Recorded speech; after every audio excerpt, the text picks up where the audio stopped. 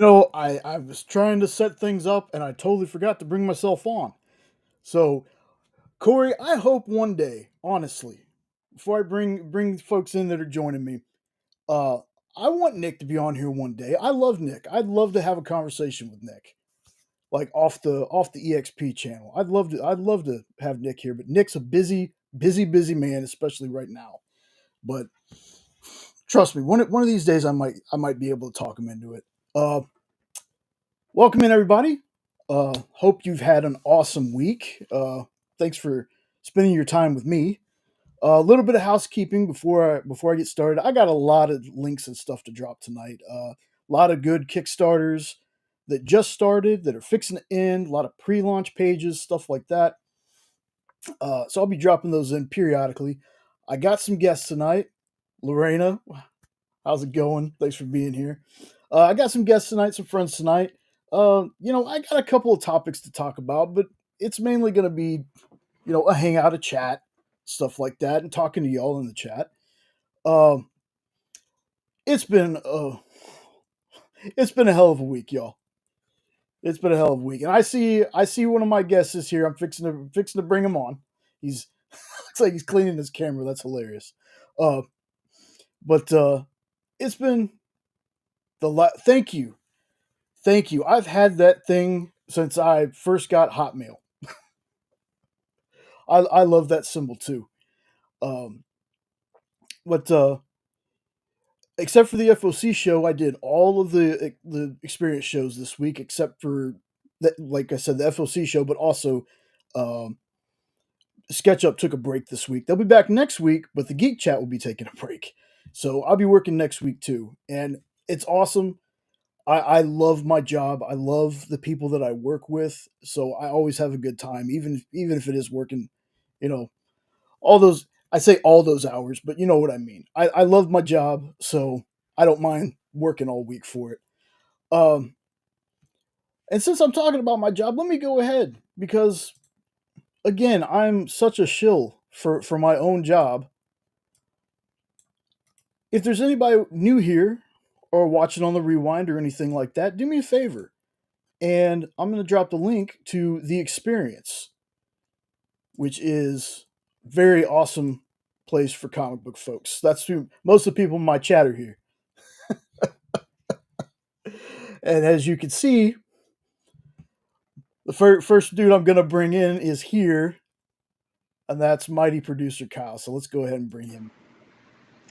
I turned off crappy independent wrestling to be here.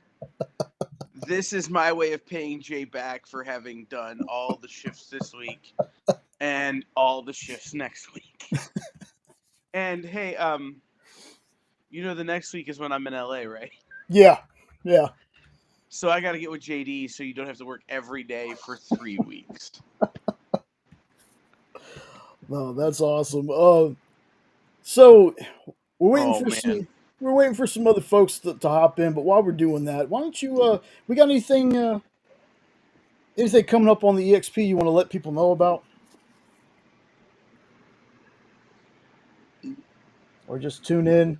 Well, no, because I'm having a moment of, can I talk about that yet? Is that a thing we can? I will say this: we have something Spawn related coming in terms of interviews. The way we're relaunching Minute to Skim It is kind of interesting. Or not Minute to Skim It, Talking Shop, sorry. Mhm. The other show that takes way more time in my life than I thought it would. Talking Shop. The way we're relaunching that is going to be interesting, and it is going to be somewhat Spawn related. And we actually have the next episode after that booked, and the next episode after that booked. But it's gonna be a lot slower. So you're gonna find out what this next one is maybe Monday, and the episode doesn't air till March. Well, So plenty of time to get people hyped for it. it's true. And then we're working up. We have one coming with Jimmy Palmiotti. I know that one. I have to confirm that date with him. Um, maybe have one with a certain person whose company is a phantom operational matrix thing. Because I can't say the actual G word and the actual M word. I'm Hey, trying Ed. to be a little cagey, Kyle Beast cagey. It's an imprint of a top 3 publisher. Cryptic Kyle is cryptic. Yeah. But no. So ironically, 10 days from now, I leave for LA for Comics Pro. And the thing about Comics Pro that'll be fun and interesting, and it always is that like the whole Tiny Onion crew is going to be there this year, and like Chip Zdarsky and a bunch of folks are going to be there. So it may be, hopefully, is a good opportunity for us to start rolling out some of this new stuff that we're working on and that we have structure for now, and new versions of shows that people have been watching for years. Awesome. So I'm so excited, y'all, with the stuff that I've heard. Now there's stuff I probably haven't been told just yet, but the stuff that I've heard, I'm super excited for. If I haven't told Jay, it's because I also forgot. Well, it happens. It'll come back up eventually and be like, okay, I forgot about that. I probably should tell Jay this thing now. Yeah. Yeah. So I got some other folks here that I want to bring on. I'm bringing on the person that's new to the show that hasn't been on the show yet. Is it Sean? No, is it Sean? I'm going to leave them for last. Now I want to make this perfectly clear to everyone. Everyone I've had on the show so far has been on a list of people I want on the show. That includes Kyle. That includes Alan that I had last week. So anybody in my chat, doesn't matter if you have a YouTube channel or not. I have people on my list that I want to bring on the show to talk to. So I'm gonna leave him for last, but I'm gonna bring in my next person. We know him, we love him. It's the haunted one himself. Yo, what's going down? Woo! You got me? You're a little loud. Just a tiny bit. So, Hold on a sec. Ooh, somebody got yelled at.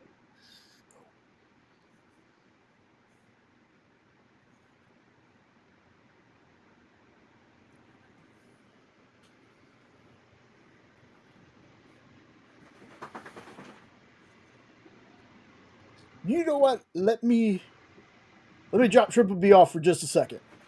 Let me go ahead and drop him off. You know what? Oh, I thought when you said hold on, we were going to pretend like we were frozen. Oh, well. That's why I'm trying real hard not to move. Yeah, I'm not good with that bit. Jen and Brainy and I did a show for a while together, but that was how we ended every show. Where you just froze. Yeah. Mm-hmm. Well, the producer figured out how to end the streaming. All of us would freeze. Yeah. And Brainy and I kind of got into the habit of trying to freeze in the most awkward.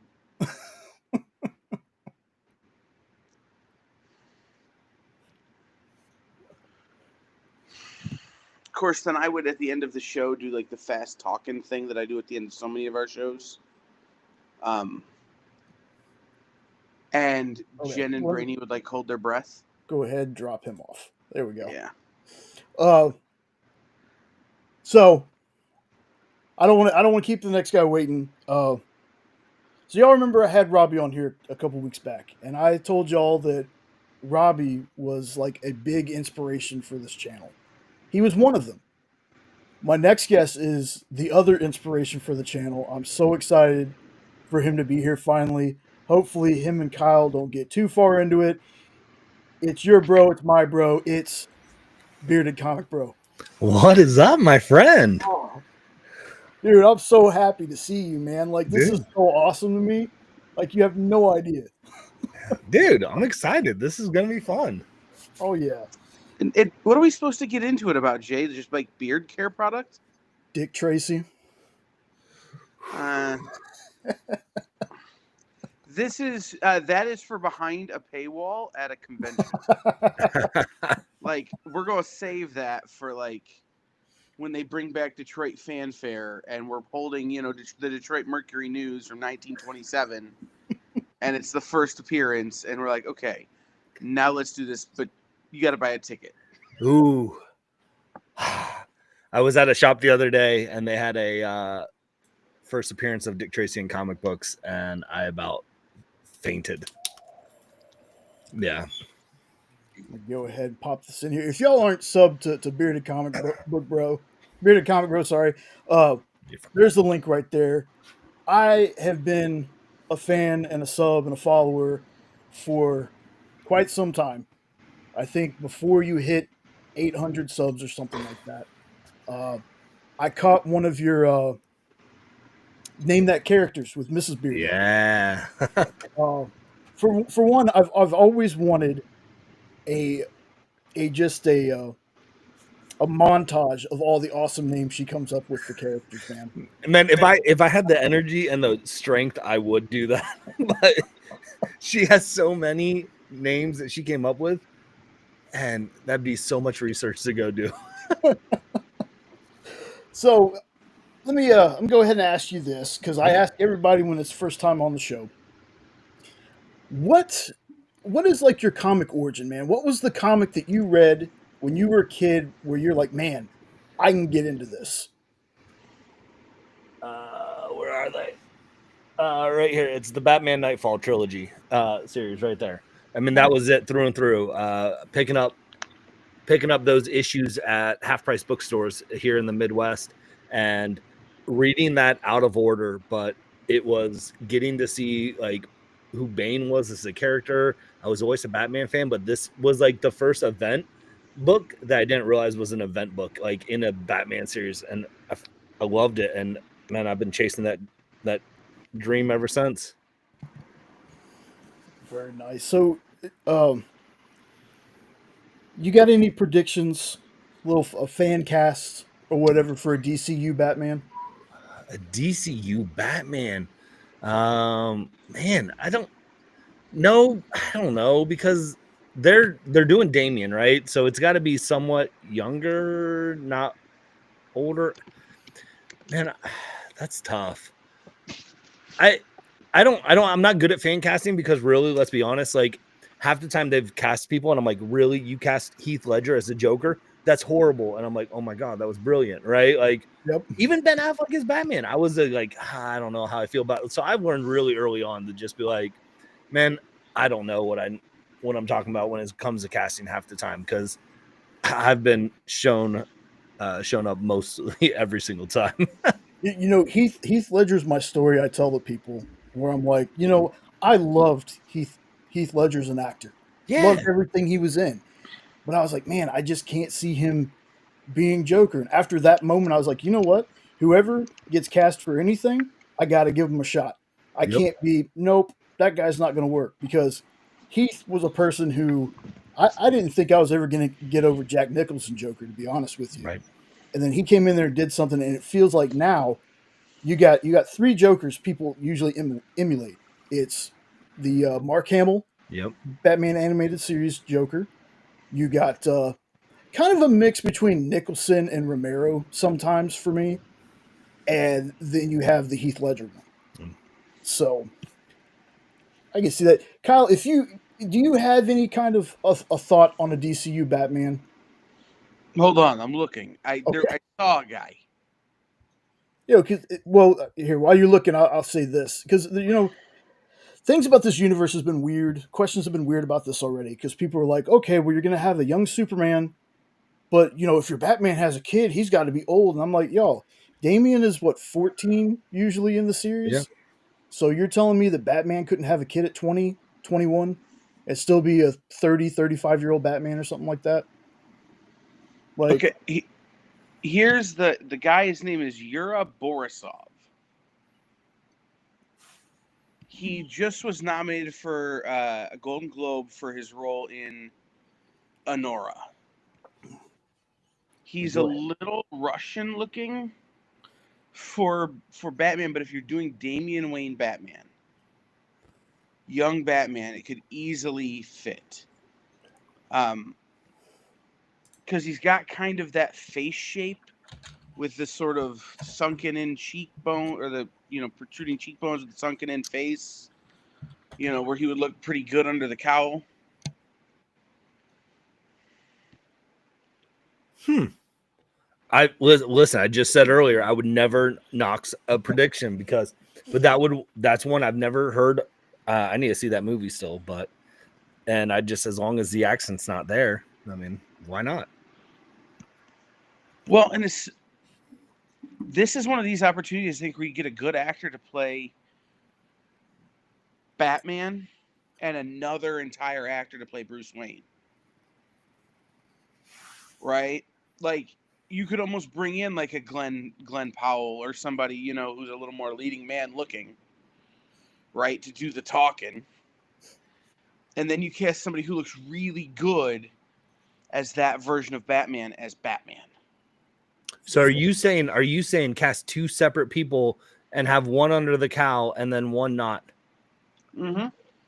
That would be interesting, because I've always said from the get-go that, when you're portraying Batman, you've got Bruce Wayne, who Bruce Wayne is. You've got then the fake Bruce Wayne that he portrays to the world. Then you've got Batman. So like, you literally have like three different versions of a character that an actor has to kind of tap into when they're playing in a Batman movie. So that's interesting to be like, literally utilize two different people to portray at least two of those.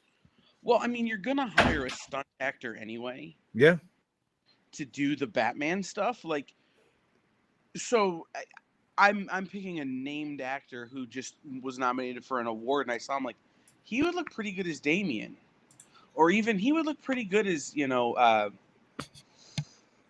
Azrael Batman, Jean-Paul Vallée, right? Like, I could see him pulling it off.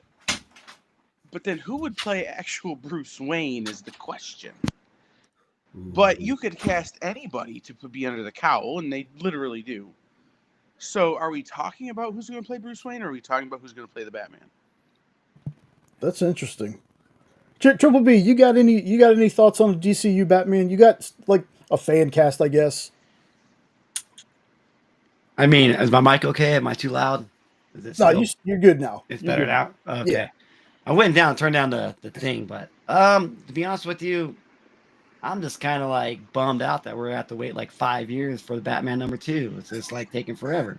I mean, so it's just like out of sight, out of mind is really where I'm at with it. It's like I'm down to see what Patterson can do in part 2, but I mean, I like Affleck. I thought it was kind of weird, when he first was announced, but I think he did a pretty damn good job. I mean, with his acting skills, he crushed it.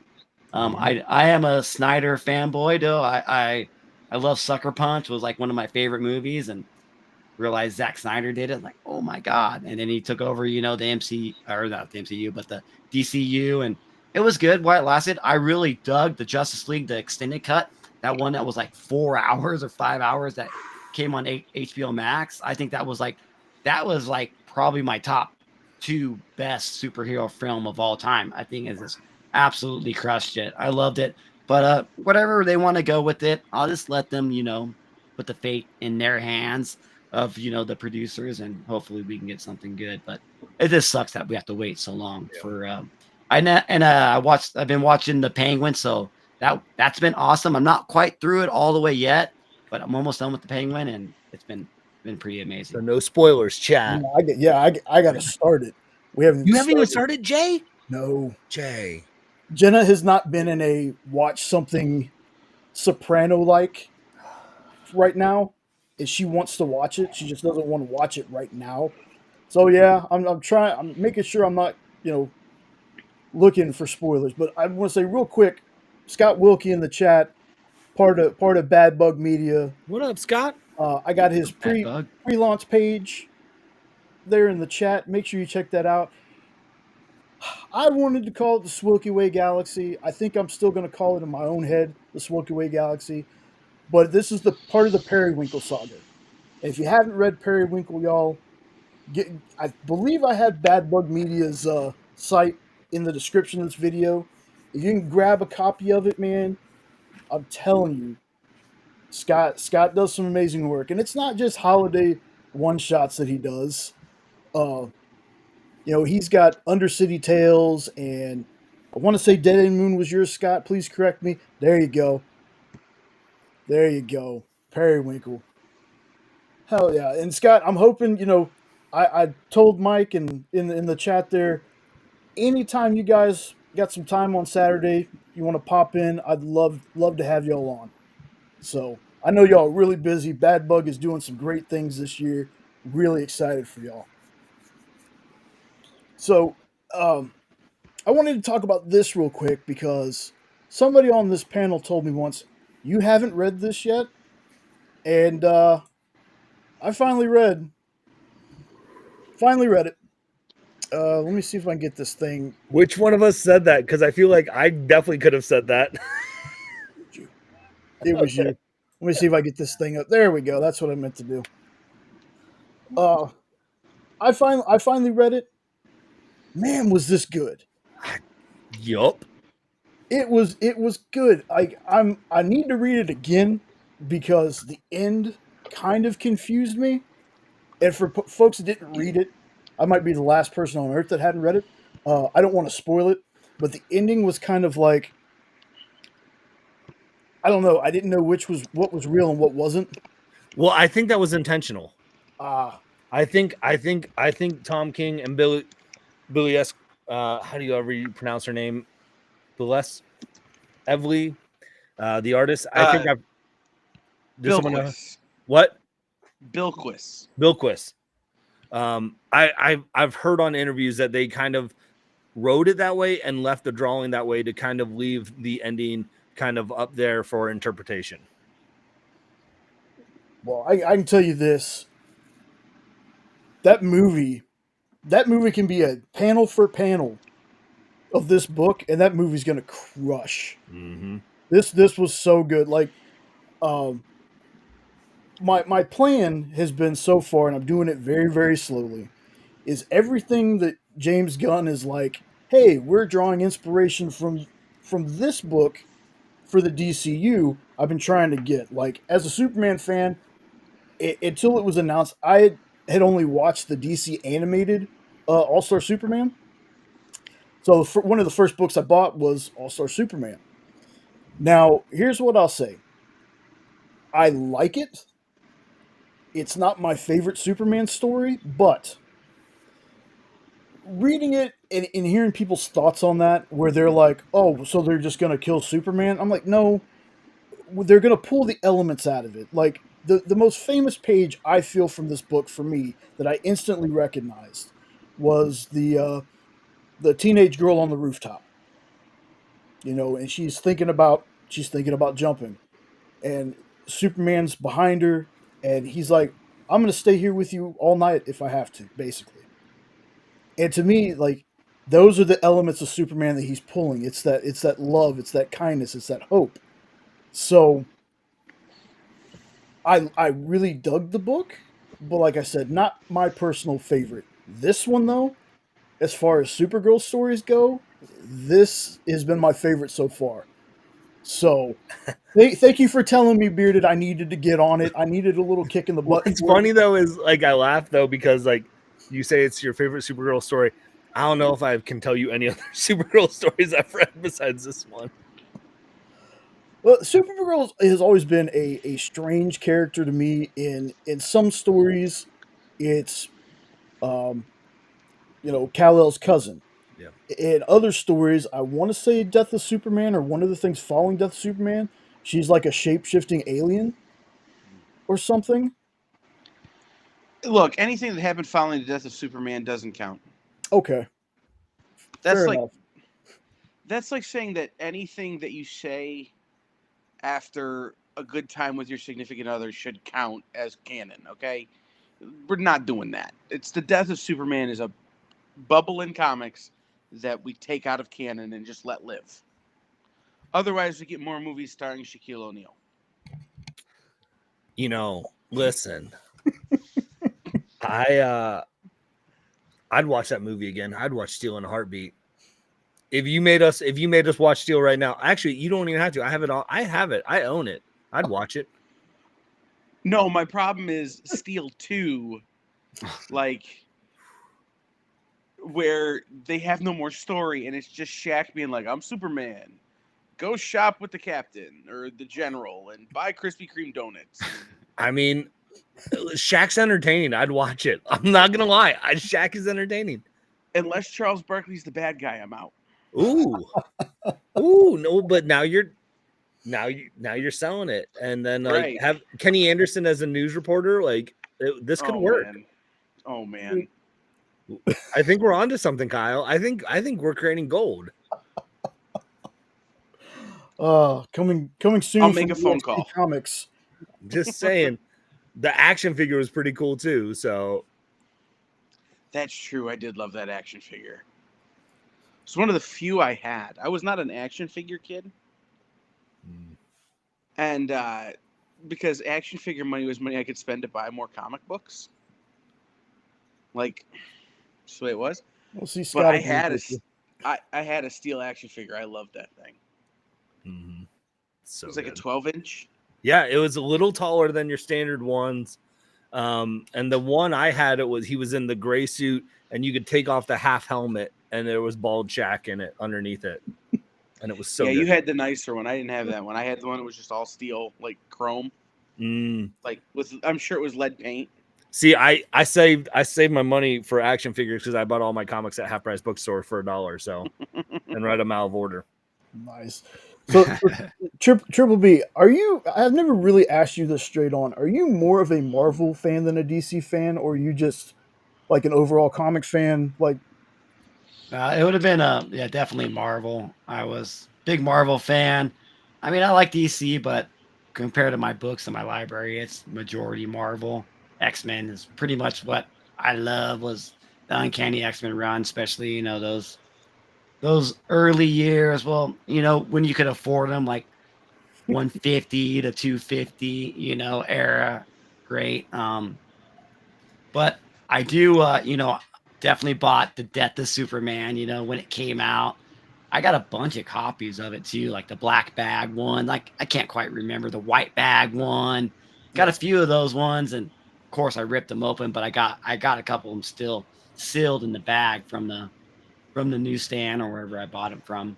But then like when I kind of really got back into comic books and this was wanting to get into more like adult themes, horror themes. So that's why I kind of like started reading some of these Dynamite books, Vampirilla, some Red Sonja, and then going into that direction. But I still love my X-Men. So like I told my wife, like, when X-23 is like my favorite character of the X-Men, I just love X-23. So whenever like she has a book out or a series out, like I'm allowed to buy those ones. Those are the ones that I really want to collect. And right now they're doing that Laura Kinney Wolverine. I think they're on issue 2. 3 may have just came out, but I read issue 2 last night. Just finished it, where she's in Hell's Kitchen with Daredevil, Elektra, and how that one ended. Issue 2 of Laura Kinney Wolverine, like holy crap! I couldn't believe where it went. I didn't believe that how it ended. It did that. So like, and that's a brand new book that just came out. So yeah, I still dig with the Marvel books, but there's so many, and the X-Men, there's so many different titles. Like if you really want to like wrap your, I mean, you're reading like a damn novel every week with how many titles come out on the X-Men. So I don't really, I can't read that much. I can't afford to read that much, but I definitely love the Marvel. I'm more of a Marvel dude than DC. I would definitely suggest this book though. Supergirl Woman of Tomorrow, dude. I think you would dig it. Yeah. I really do. I'll have to check it out. Triple B, did you see the actress who played X-23 came out the other day and was like, I want to star again? And she goes, I'd only do it if Hugh Jackman shows up again too. Oh man, Daphne Keane, and then like I mean, I heard, I don't know if it was just like a clickbait video or whatnot, but they're like Hugh Jackman wants to play Wolverine for another 10 years in MCU, and he wants to stay in the MCU. So if that's the case, man, dude, let's get Daphne King back in there. Let's get her own She movie. says she's in. Let's do it, man. Dude, how she killed it in Deadpool Wolverine, because I mean, she was this, like 14 when Logan came out. I mean, she was younger, and now she's 18, 19 years old, and like she brought that, like, I don't know, just that charm, that this her acting skills in it. Like, she made me believe, like, oh my god, this is X-23, and she's grown up. Chill bumps all over. I brought my daughter to the movie theater to watch it, and I'm like, you think X-23 is going to show up in this one? Because I showed her Logan, right? We watched Logan at the house a few times. She's like, no, I don't think so. But I knew, because I saw that teaser trailer, that she was going to be in there. So I waited, and when freaking X-23 came on screen and my daughter saw her in Deadpool Wolverine, man, she was like on the edge of her seat. She had chill bumps. She was like, oh my God, it's her. I was just like, yes, yes. Brought the fandom to my daughter. Those are such good moments right there when you have that with your kids. Like, man, cherish those. Hell yeah. So before we move on just a little bit, Triple B, Corey wanted to know if you've read the original Vampy series. From the I guess it's the Warren Ellis magazine stuff. The magazine. I think so. Yeah, the Warren stuff. The Warren, yeah. I read issue number 1 because I actually have them all from the PDF that Dynamite did. The Humble bundle that they sold, like, I don't know, maybe a year ago, maybe last summer. So I got the Humble bundle. So I got all the PDFs for it.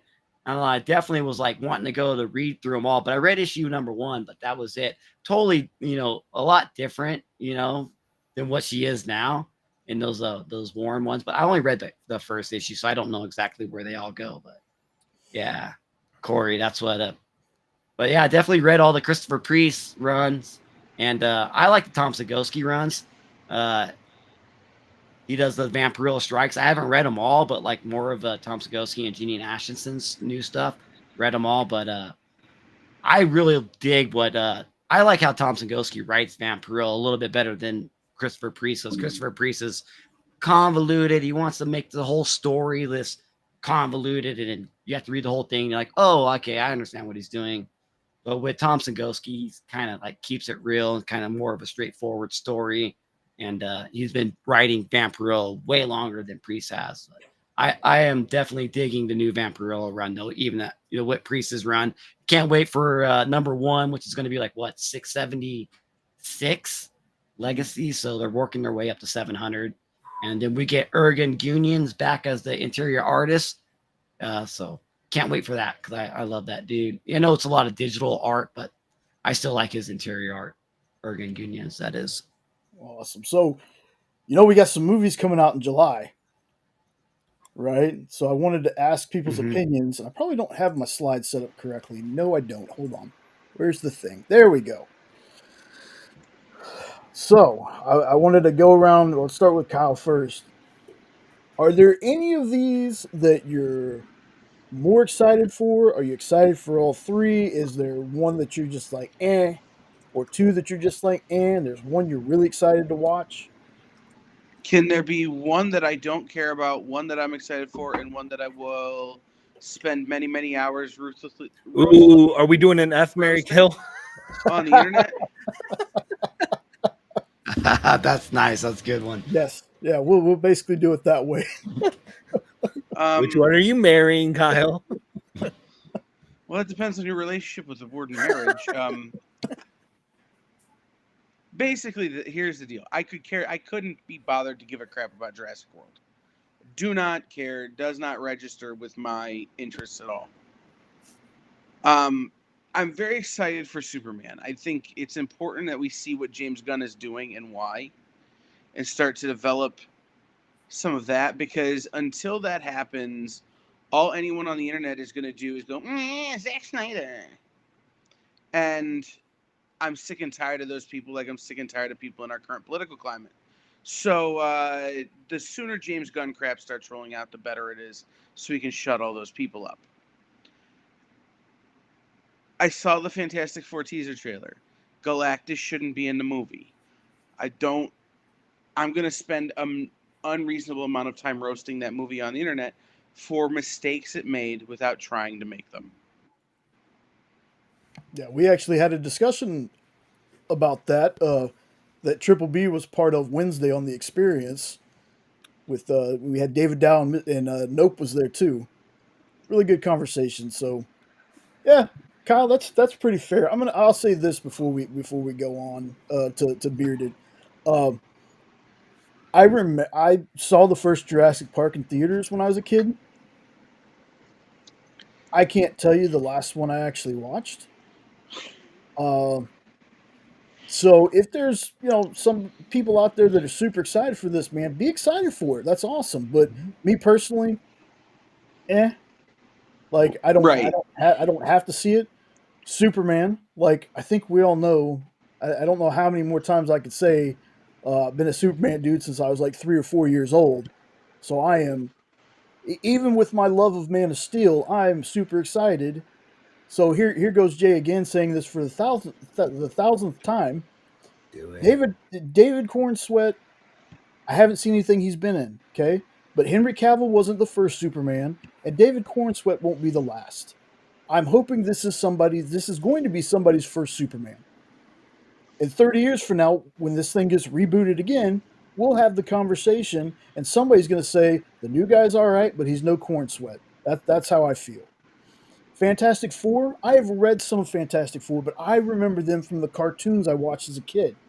Just call for four. Do. Yeah, I watched that. I'm excited for it, but it's kind of like one step below Superman for me. But for me, also July superhero movie wise, I think is just going to be amazing. Like I can't wait. These will probably be the two movies I see in theaters. So how about you, Bearded? How you feel about these three? Man, I got it. Let's start from the top of your picture. I got really excited when Jurassic World. Which one is this called? Extinction? Yes. I don't know. Anywhere, whenever this Jurassic World, everyone's like the new trailer's dropping. I go, oh, awesome! I can't wait for this. They'll be excited. I know they're gonna finally wrap up the Chris Pratt trilogy, only to find out watching it that Chris Pratt wasn't in this, which meant then I missed the movie that came out 2 years ago, where they wrapped up Chris Pratt trilogy with Jurassic World. So I'm behind the 8 ball.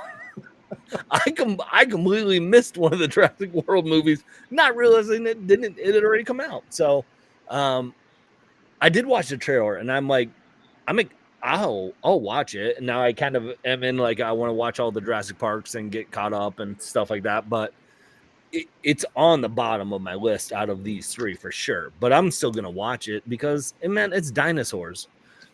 Like, what kid doesn't like dinosaurs? So for me, like, it's not on my radar, like I said, because I missed the last one, but I'm there for it. I'll check it out. Superman, I'm really excited for it. I'm excited for James Gunn. James Gunn, I think, smartly started off his universe in the animated world with Creature Commandos, and I thought that was a really good kind of just intro into what his universe could be, of like how he's approaching stuff, being very Guardians of the Galaxy, very Suicide Squad-y that he does. But I thought that show was great. And so to kind of see his first into live action, I have my hesitations about this movie, of just being overcrowded, but I also feel like it's a trailer that a lot of times they show too many characters in the trailer and then they're really only in it for 5 minutes. And so it's not that much of an issue. I mean, let's be honest. What was it? One of the Amazing Spider-Man 2 or something.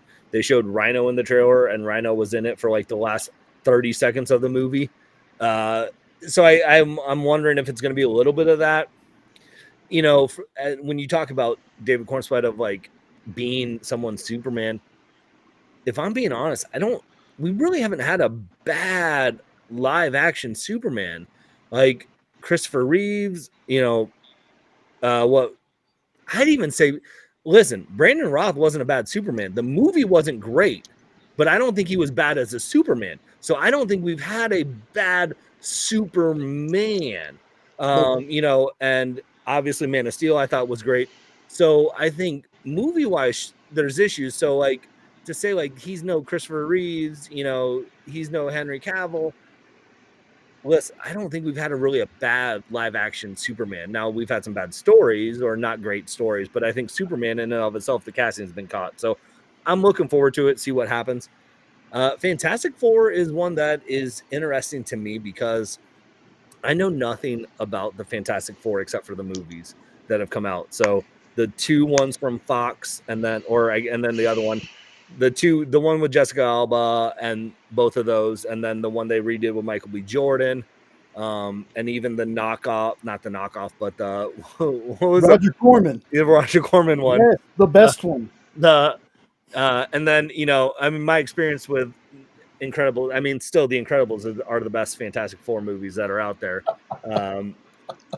But I got excited about this trailer for whatever reason. I have no connection to Fantastic Four. I am now 15 issues into the Stan Lee Jack Kirby run. I'm reading through Marvel Unlimited. I'm going deep into Fantastic Four, so it's either going to help me like the movie more or it's going to just crush any expectations I have now because I'm reading. Because my only exposure to Fantastic Four was Mark Russell's life story, Fantastic Four in the comics, and then the current Ryan North Fantastic Four. I've not read any other Fantastic Four comics. So this kind of sparked in me a desire to kind of dig into this world. So even if the movie's not great, I'm appreciating what it's doing for my love for Fantastic Four. So I can't fault it.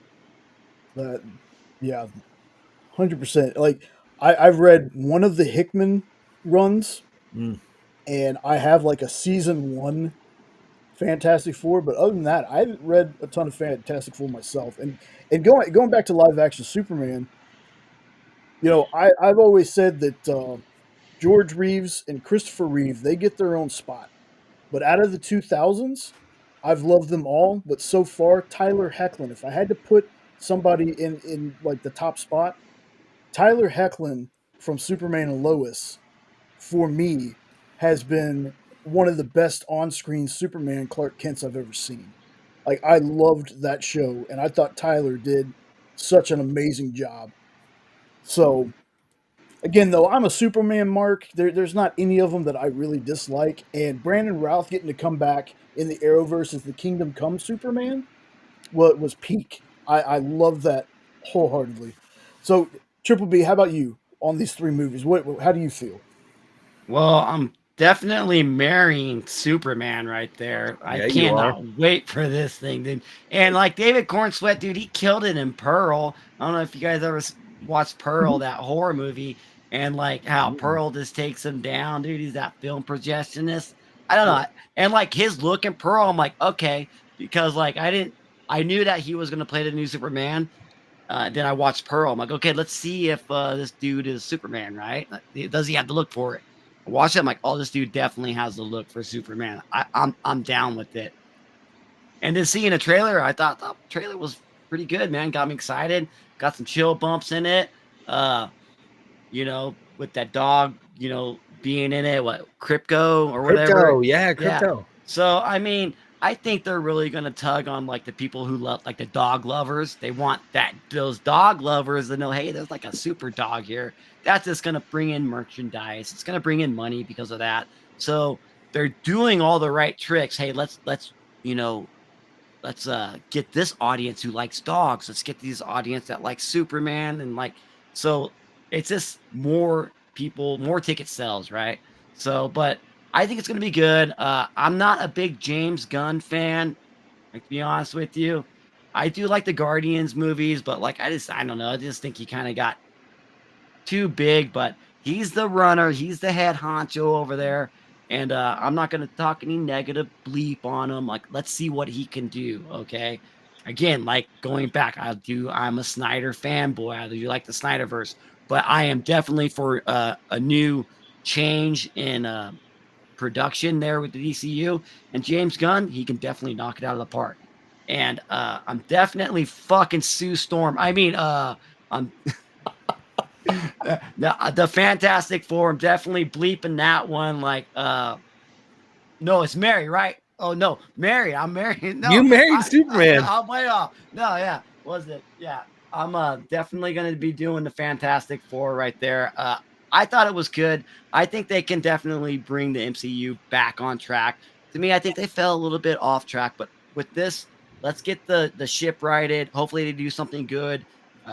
It's coming out before the whole Secret Wars and the Doctor Doom and Robert Downey Jr. playing them. So, why are they doing that? Like, I just really hope that he's Doom and not like a variant of Tony Stark as Doom. Like if they do something like that, I don't know a lot about the comic books and like the original, story of all that. I kind of know this by like watching, YouTube videos and stuff like that, but I'm a novice when it comes to that storytelling, but I know that like we don't want Doctor Doom. It needs, or Victor Von Doom needs to be his own entity, his own person. He can't be a variant of Tony Stark at all. Like I think that's gonna ruin it for the hardcore fans, right?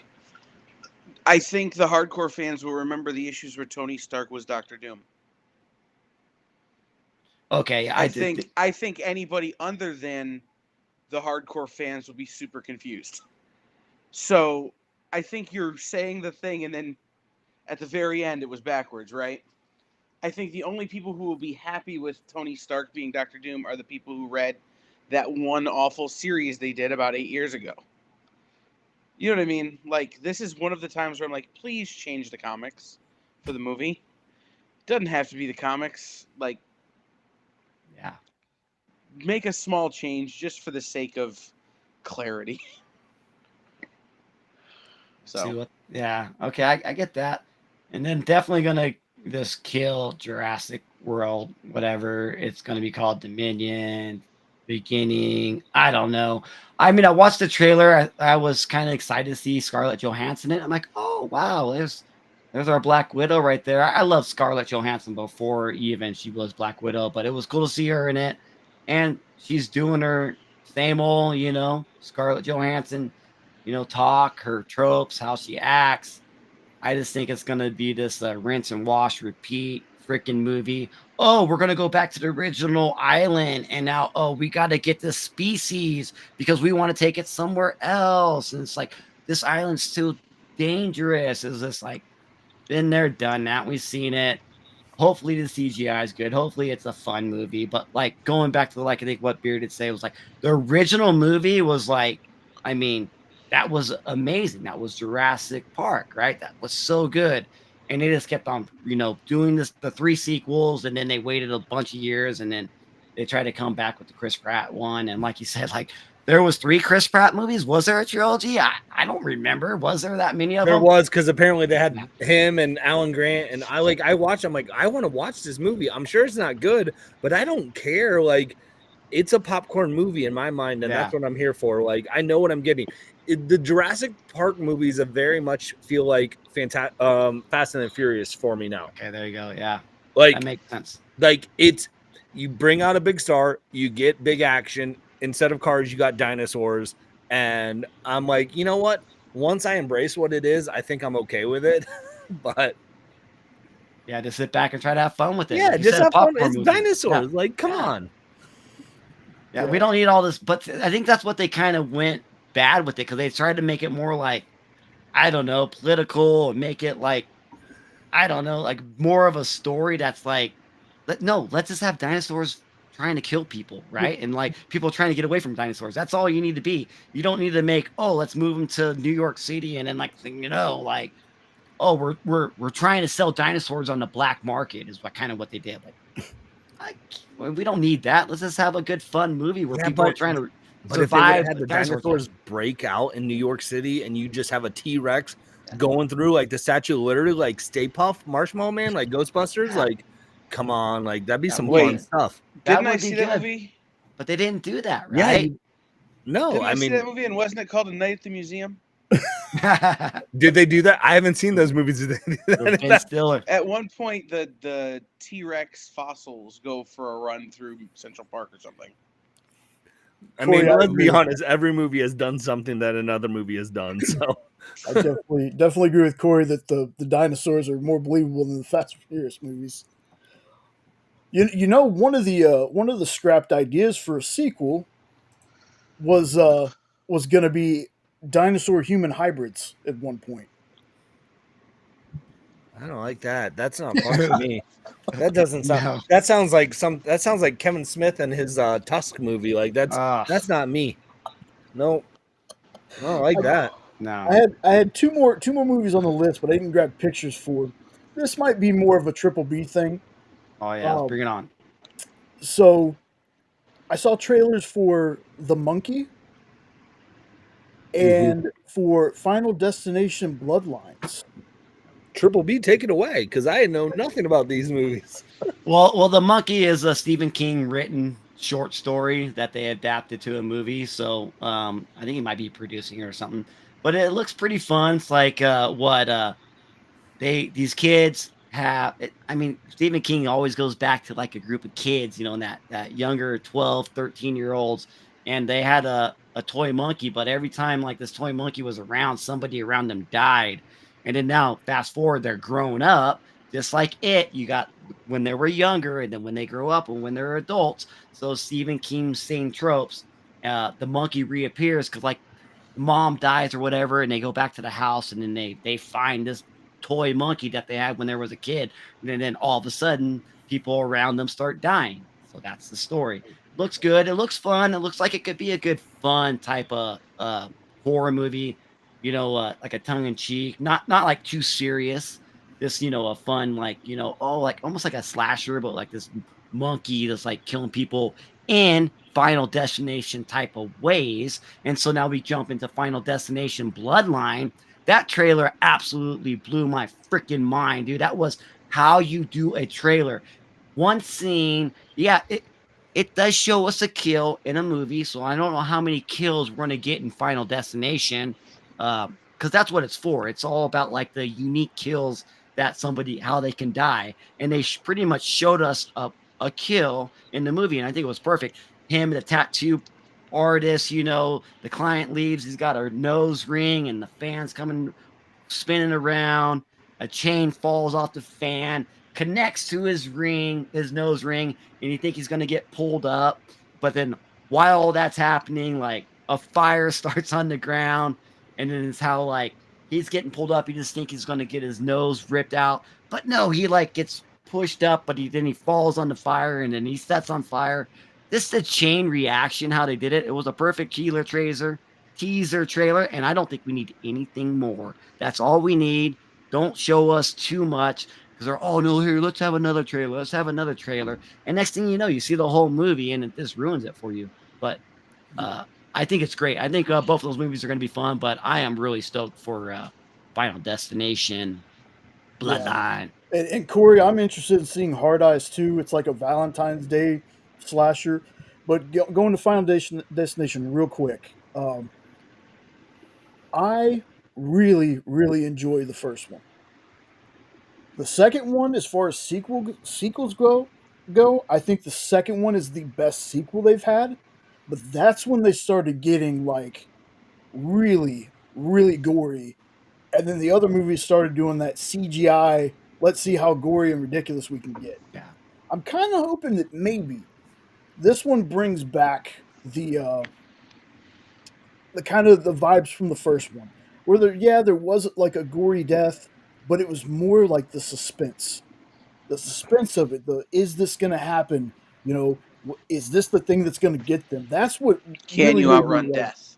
yeah, that's what made me really fall in love with the first movie. And when around the time that movie came out, I was working in a deli, working with slicers all day. Oh shit. So by the time the second movie came out, the food court was on the other side with the pressure, the cooker for the chicken. I was afraid to do anything at work because of those movies. I still can't ride behind log trucks. Right. Nobody can. Nobody can. Nobody can. That's the thing. Haven't millennials been traumatized enough by Final Destination? Like every corner we go around, it's like, okay, how is this thing going to kill me in some obscure Yes. way? I was in the hospital today, and I'm like, okay, don't go behind any doors that close, because God forbid, like I've seen too much with these movies, so I'm more here for the Stephen King stuff. Just because I've not seen like a toy monkey murder people. Like, at least this is interesting, and I personally am not gonna have a toy monkey, so I'm safe because Final Destination has got me thinking about all of that stuff. Wait till I send you an AOK, Kyle. Awesome. I live in Ohio, which is like we have two major theme parks. Are you Kyle. closer? Are you okay? In Ohio, which corner are you in? Smack dab in the middle. Okay, so I'm 2.5 hours north of you. So Northwest. I'm Columbus. Toledo. So in Ohio, we have two big theme parks. One of them, Cedar Point, and they just dropped a trailer for their new ride that they're doing. And it's one of those that comes off a track and the track drops down to connect to a track and go straight down. And all the comments are literally like, I've seen Final Destination. I ain't riding this roller coaster. And I'm like, yep, same. There are sometimes I yawn too hard, and sometimes when you yawn too hard and you stretch, you have that little bit of blackness come in. That freaks me out. I couldn't imagine going on a roller coaster where the track. No, The track man. is literally up here and drops down and connects and then drops you. Nah. And Cedar Point's had how many people maimed, disfigured, or otherwise unalived in the last few years? Like, they maybe need to slow down on the getting crazy with their roller coasters. I mean, the one was a guy jumped across the barricade to get his own stuff, so like that had fallen out. So one was somebody else's fault. Yeah, but yeah, I'm not riding that ride. If there's a chance that it does not connect, nah, I'm good. Listen, if I go to Cedar Point, it's for cheese on a stick, to people watch, and for cheese on a stick. Like, I don't ride roller coasters. I'm 6'3", 300 pounds. I'm not going on a roller coaster because that's the premise of a Final Destination movie. Like, the brakes are out on the roller coaster and it's the fat kid's fault. Yeah, I got it. But yeah, if I go to Cedar Point, like, the only ride I'll ride there is the Scrambler, and at the same time, I've got to do like a bolt check to make sure everything's tight. Like, yep. So, no, I'm out. 0 out of 10. So, by the way, guys, real fast, the wrestling show that is on my television right now, the Emmy Award winner Paul Walter Hauser is in the middle of an indie street fight with an actual professional wrestler. Okay. I've clearly missed something. But I'm there for that. So something I saw the other day. It's actually a Columbus promotion, Bearded. Really? It's Wrestling Revolver. Okay. I'm into the big. I haven't ever dipped my toe into the small promotions, so a lot of TNA guys. Okay. Who hit you in the head with the steel chair, Kyle? Was it Kurt Angle? No. Who was it? I did go to a wrestling promotion last year in Chillicothe, Ohio, in a high school gymnasium, and it was the headlining match was Rob Van Dam and Matt Riddle. RVD. Was it RVD? It was yeah. But I'll tell you what, man, Matt Riddle, like he was good. He made RVD look good in the match, and it was a fun match, so I was here for it. To answer your question, it was Tommy Dreamer. Okay. And later in the night, I had a run-in with the one and only Rhino. Dang. He's been gored by Rhino before. Ooh. I'm debuting a new heel manager character in 6 weeks. So they had to kill the guy who I was before. Yeah, can you imagine Kyle as a heel? Yeah. Definitely, yeah. It's pretty fun. So I wanted to pop this up because I saw this on one of the shows was talking about it on the Experience. I can't remember which one, but this is the Dan Mora Summer of Superman poster that he did, I guess. I love this so much. I've been on record saying that I'm not a fan of the live action suit. I'm just not. It doesn't do it for me, but that's fine. I really love how it looks here. Like, have y'all seen this one yet? Mm-mm. No. It's nice. Is that like an homage to like the original one? Yeah, to Action Comics #1. Yeah, it's just with the corn sweat Superman in the suit. Oh. Yeah. Not Like, bad. I like it. Yeah, I don't know why I like it more here than I do actually seeing it. Wait, so I you're think- saying you don't understand why you like the picture of this, the comic reference of it, rather than the live action? Yeah. I mean, I think it's because it's made to be a comic book. I mean, comic suits are very much geared for comics, and it is really hard to get something that looks good on comics onto screen and make it go like, yeah, that works. I mean, think about some of the best comic book characters and their outfits could never translate to live action in my mind. Like, and I think like it's really hard, so it always is going to look better on a comic book. Well, what about is Deadpool the one though? Because Deadpool's suit, I mean, the live action suit. Amazing. Yeah, probably. I think I mean- all of those in Deadpool, Wolverine, all their suits were amazing. I don't know. Let's just do it, right? Let's freaking give us the comic accurate suits. I mean, look at when they showed Wolverine in that the brown with the Josh or the burn. Yeah, It was amazing. but I'm only gonna push back on this a little bit as just a fan. Like, the Wolverine suit looked great, and I got chills still when the mask dropped down. I still don't think it looked great on screen. Like, I think it was better without the mask on screen. So I think there is a little bit of that. So it's tough to do. That's fair. I mean, look, like, give me like, you're never gonna see a comic accurate Hawkeye, I don't think, but that costume looks pretty cool on comics. I Yeah, don't think you're gonna see it on live action. that's true. I had a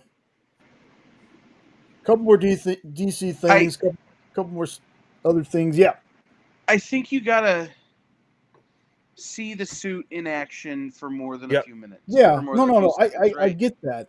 Sure. I just And it may change my mind. It may not. Is all I'm saying. I think the thing is that this poster gives you so much action in the poster itself Mhm. that it's the equivalent of, okay, let's see him actually in a fight in the film, right? It's a similar amount of exertion, feels like. So I think that might be part of it, and I think Dan Mora is just that good too. Like, Dan Moore's fantastic. right, I think Dan Mora can fix bad maybe better than a lot of other people. So The next thing that I wanted to show was I did. There's been like, I didn't say this at the top, and I should have. A lot of the DC stuff that I'm about to show, take it with a grain of salt. There's some of the stuff that's confirmed. There's some of the stuff that's rumors. There's some of the stuff that's speculation.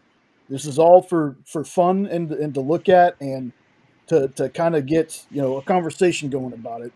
But there's been a rumor that they've found someone for Green Arrow, which for me, being a Green Arrow fan, I've always wondered why he hasn't made it into a live action movie.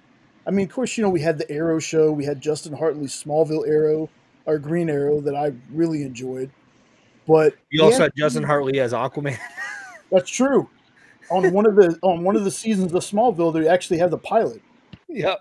Wasn't Ving Rhames and Lou Diamond Phillips in it too? Yep. I have that episode because it was when Apple was still dropping like those. You can download a free TV episode. I have it. So if anyone wants to watch it, just come over to my house. We can watch the Justin Harley Aquaman pilot. So Yes, I really like. So I did for a while when the DCU stuff was first announced. I was doing a lot of fan casting stuff. Sean and I was. We kind of slowed down a bit on that, but I actually had, after seeing this picture of him, Lucas Till. Right, a lot of people want Lucas Till for the Flash. You know, that's like a big fan casting going on. But the guy that they're actually looking at come on, be mine. is Harry Godwin's, I think the dude's name is. I don't know who it is. So Yeah, that dude looks just like Denny O'Neil, Neil Adams, Green. It Yeah. does. Yeah. It does. Like to the point where you're like, I kind of want to punch you in the face for being a dude, bro. Like, I can see the curled up ends of his mustache already. What's his name again, Jay?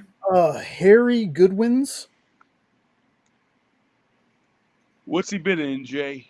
That's what I'm looking. Man. Sunset Drive, The Gentleman, Journey to Hell. But that's about it. Yeah, the Gentleman is supposed to be the show based off. Is that based off the Guy Ritchie movie? Yes, it's a show. And then he was in he really hasn't been in any movies. He's in that show, and then he's been in no movies that you've ever heard of.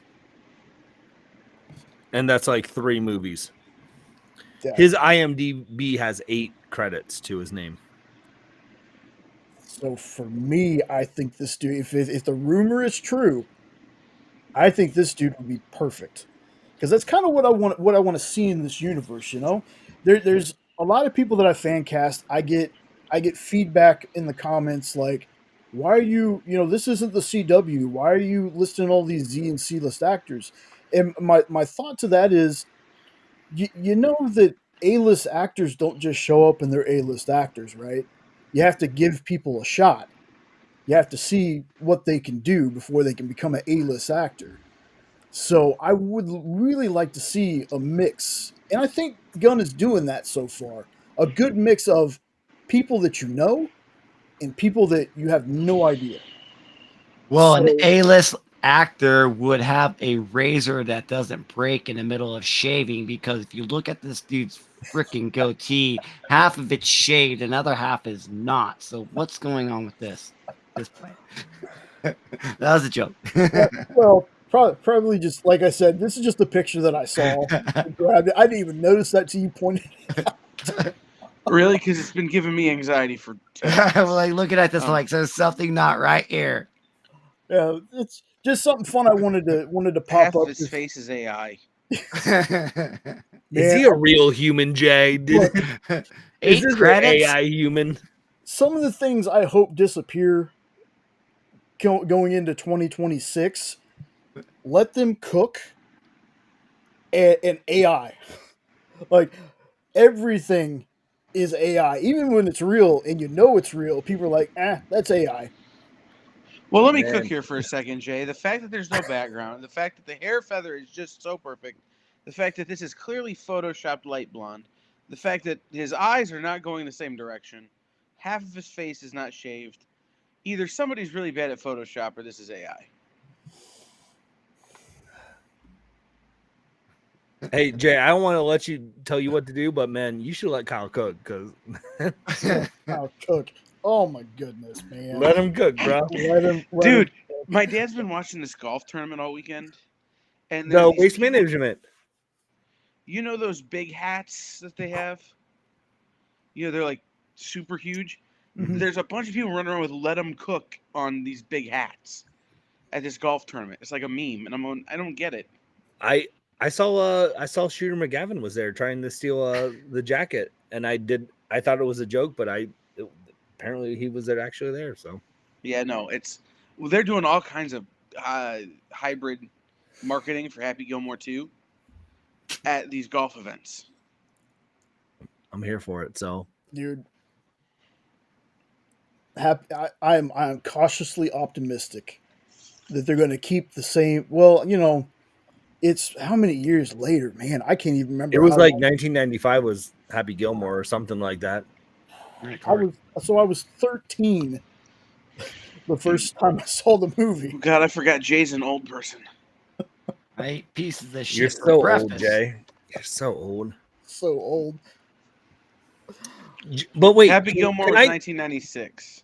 Jay, I 96. don't want to dismiss your Green Arrow, Mm-hmm. but man, I'm gonna get pushback. So let me just say this up Yeah. front. I understand, and people are gonna say, people tried to make him an A-list actor, but man, Charlie Hunnam as Green Arrow for me, I'm Dude, there for it. That was one of my first picks. He's not an A-list. He's a name. He's a B-list. He's got the look.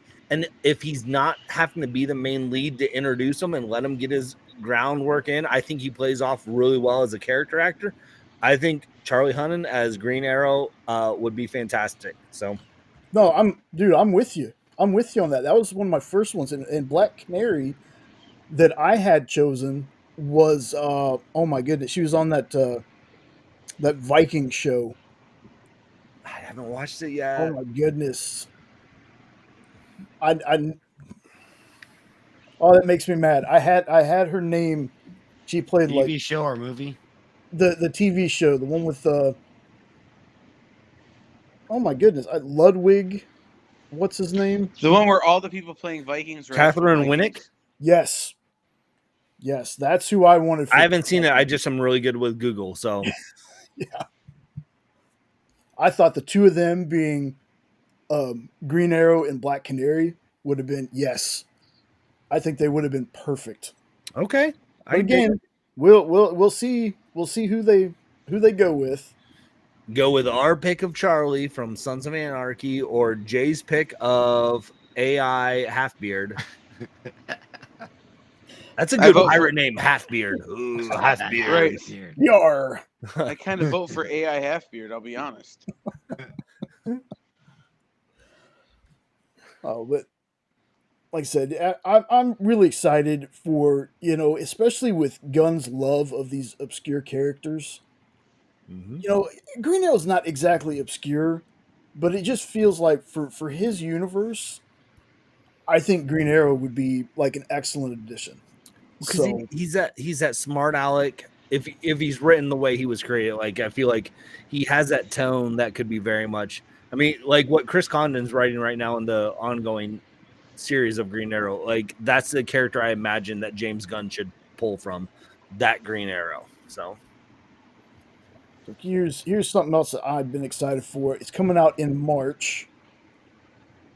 Daredevil Born Again. I was a humongous fan of the Netflix series. I thought that as far as Marvel goes, especially Marvel television, I thought Daredevil was like the best thing they put out. So I was a little on edge when they first announced this, and like I guess the direction that it sounded like they were going with it, where it was just going to be lawyer Matt Murdock, and it was basically going to be a procedural, and then they decided to scrap that. And I haven't watched Echo, but I heard Echo had a tone to it to where this can fit into it. But I watched the trailer of this, and I it kind of doesn't feel like a Disney thing to me. It feels like they just moved the Netflix show to another platform. But again, we'll have to see how it actually plays out. But is this? Did any of y'all watch the Netflix Daredevil? Are you excited for this one? Or go ahead, Bearded. Go ahead. no, I just didn't want to jump in. Yeah, I've watched that series. I watched The Punisher because it spun off of that series. I missed the trailer drop for this, so I have not watched it. And so maybe I'm gonna wait to see if I do. But man, I think the casting that they've had with this Daredevil as Charlie Cox Daredevil is great. Vincent D'Onofrio as Kingpin, and then just bringing in the Born Again storyline from comics I'm here for it. I also would have been very much into a procedural. I know, Jay, you were like, I didn't want. I would have been down for that, but because I also like those types of shows because I'm a nerd. But man, no, I think Daredevil has been the best thing that MCU has done for TV. Has been that series. So The biggest mistake they can make is calling it Born Again and then not doing Born Again. yes, Like, this is the same as doing Captain America Winter Civil War and not telling the Civil War story. Like, Yes, it is. Eddie. learn from your mistakes, Disney, or I will spend the next 10 years torching you for that too. Tell Born Again, because for Daredevil fans, this is such an important and quintessential story arc. Right? This is such a good opportunity to win over all of the hardcore fanboys who are like, listen, Daredevil has to be perfect or I'm going to be angry. And tell a great story that is universal. It'll still appear to everybody else, you know, and it'll make us happy. So that's the biggest mistake they can make. But I will say this. I have absolute faith in Vincent D'Onofrio. yep. Mm-hmm. Like, I don't necessarily have all the faith in the world in Charlie Cox's Daredevil, Charlie Cox. but I have absolute faith in Vincent D'Onofrio that whoever he's playing against, he will make look like an Oscar-worthy actor. It's true. Yeah, man, I'm super stoked for this one. Definitely watched all the Daredevil on Netflix and the Punisher, and I really hope that we get is Elektra coming back, the same actress? Is we know if she's going to be in it at all? Because I think she was a perfect Elektra. She had the look, was amazing, and I do like Eddie Von B as Charlie Cox, I believe, is the actor, and the same actor coming back. Dude, that trailer with Kingpin and Daredevil sitting and like drinking some coffee together. Oh my god, dude! Like that just shows you what a great actor Vincent is. Man, how he portrays Kingpin. I'm scared as shit. Like I was scared. Like holy crap, man! Yeah. It's just like absolutely amazing. And with them, they're going to keep the same tone as the Netflix. I think they learned their lesson. They're like, yeah, we have all the money. We're Disney. We do family stuff. But you know what? Let's go ahead and let's make it a little bit more adult theme.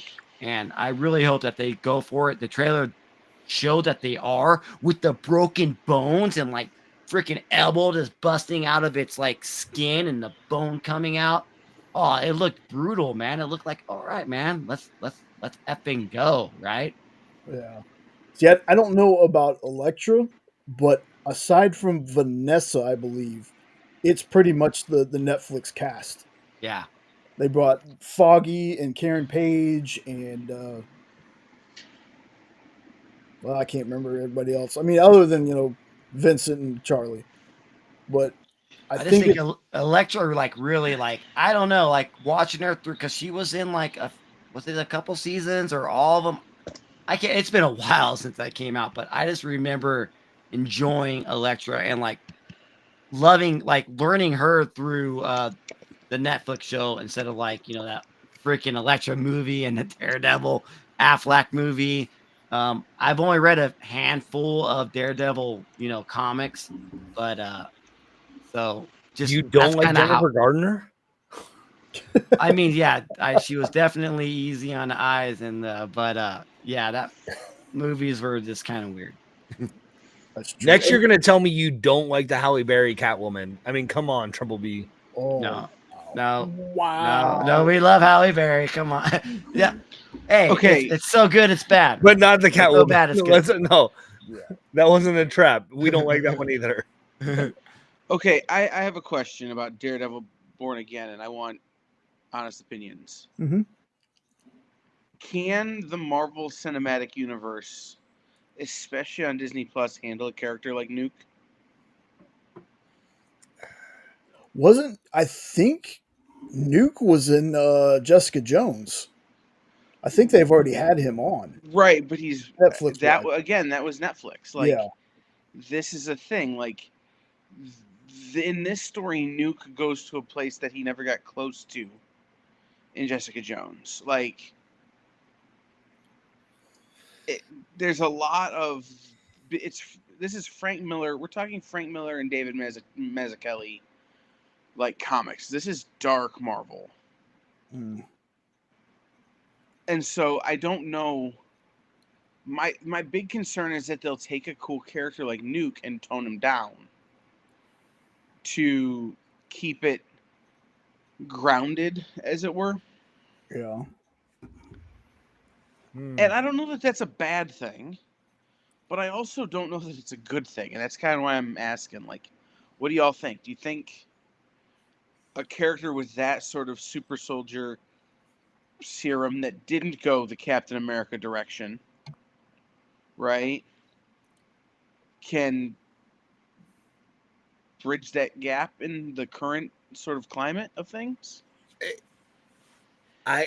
If Disney feels that it can hit the tone that I feel like if Disney feels like it's going to benefit the show, they'll allow it. And I only say that because of watching Deadpool and Wolverine and what they allow.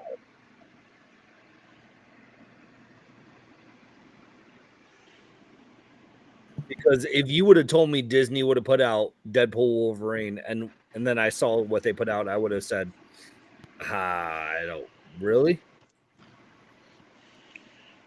So if they feel it's going to benefit the story, I think they could. I don't know if they're going to go full extent Nuke, but well, and then Bearded, do you remember the opening of Born Again? It's been a while since I've read it, so I couldn't tell you off the top of my head. No, I don't know that Disney can do to Karen Page what Frank Miller can do to Karen Page. Okay. Yeah.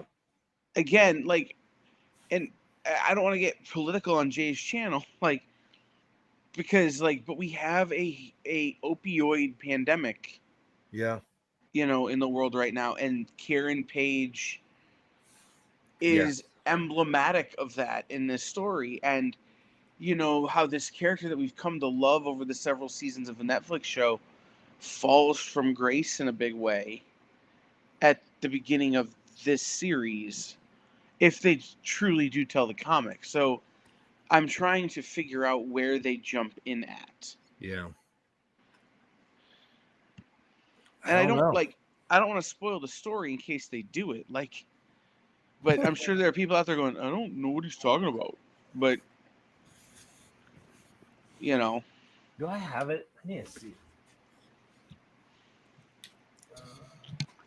Do you want me just to say, Jay? Like, it's your channel, man. Yeah, I mean, they could go a totally different direction anyway. It's true.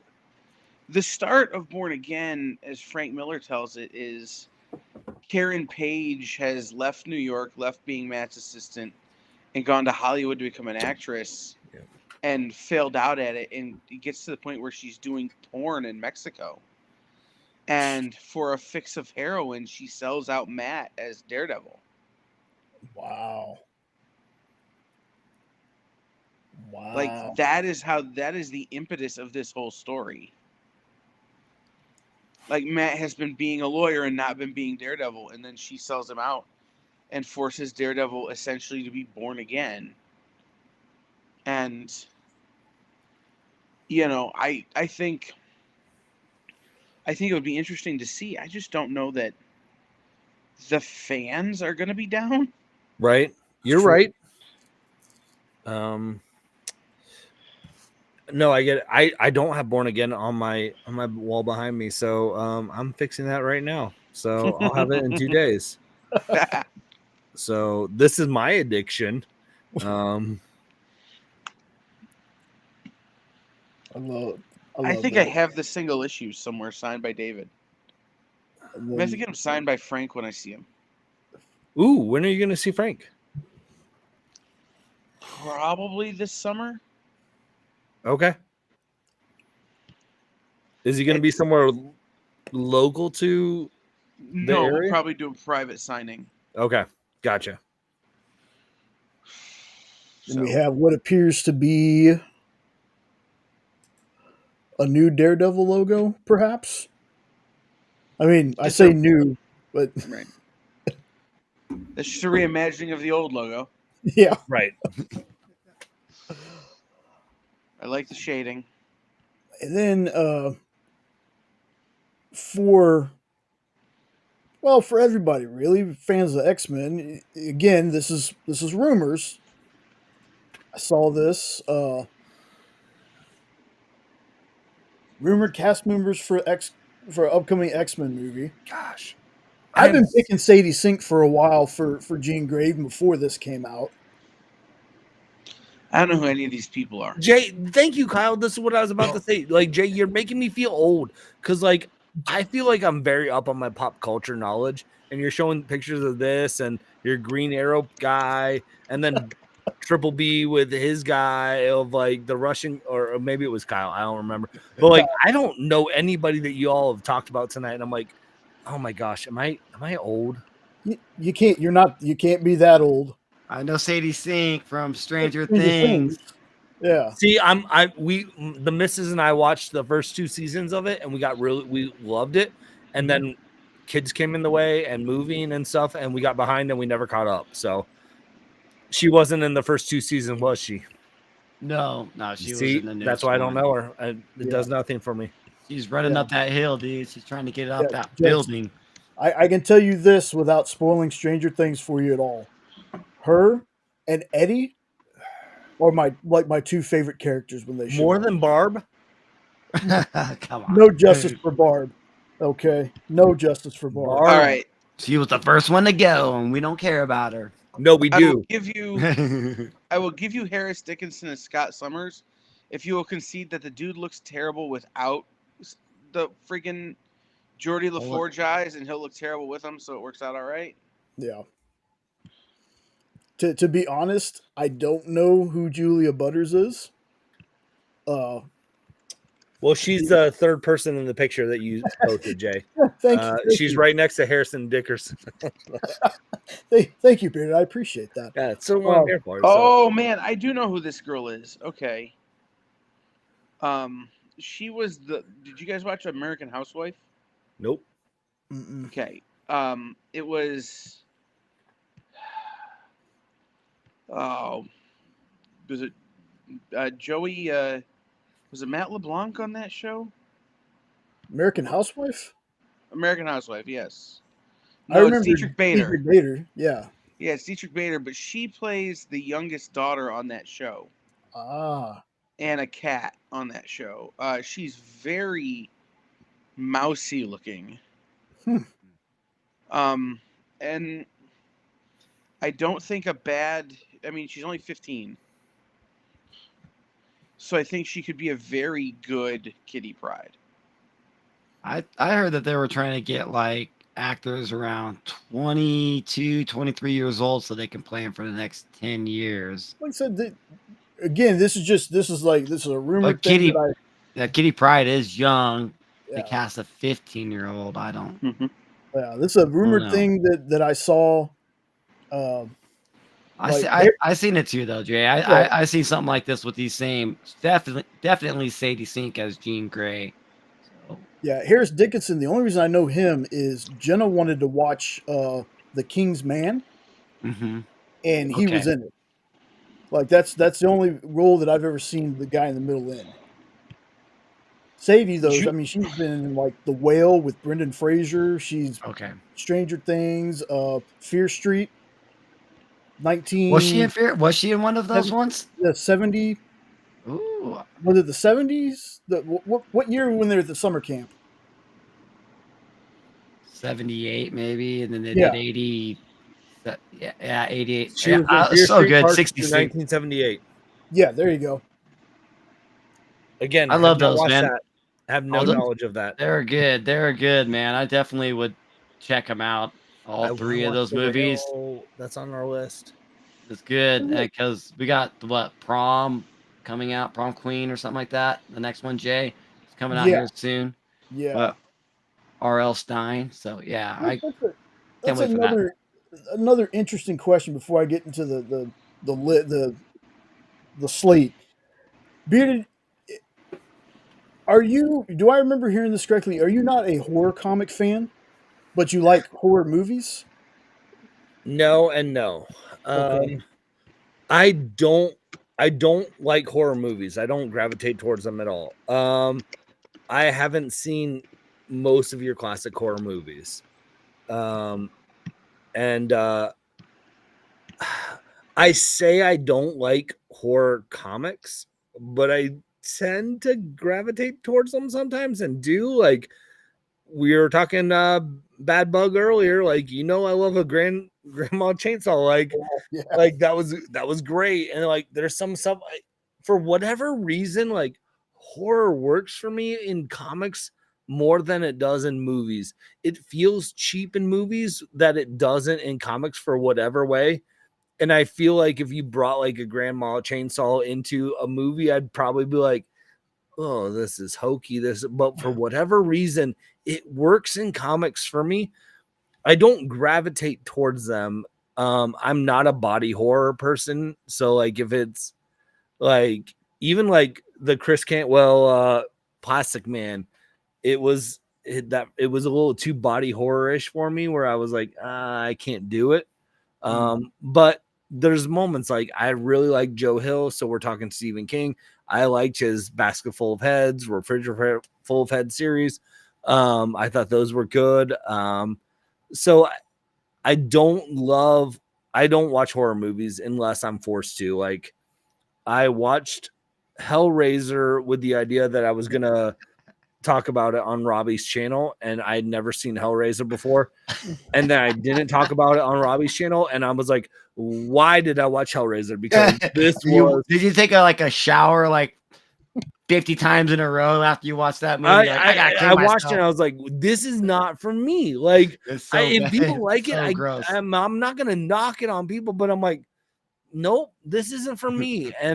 But for whatever reason, horror comics work more than they do for movies. So Did you ever watch the 2019 Swamp Thing?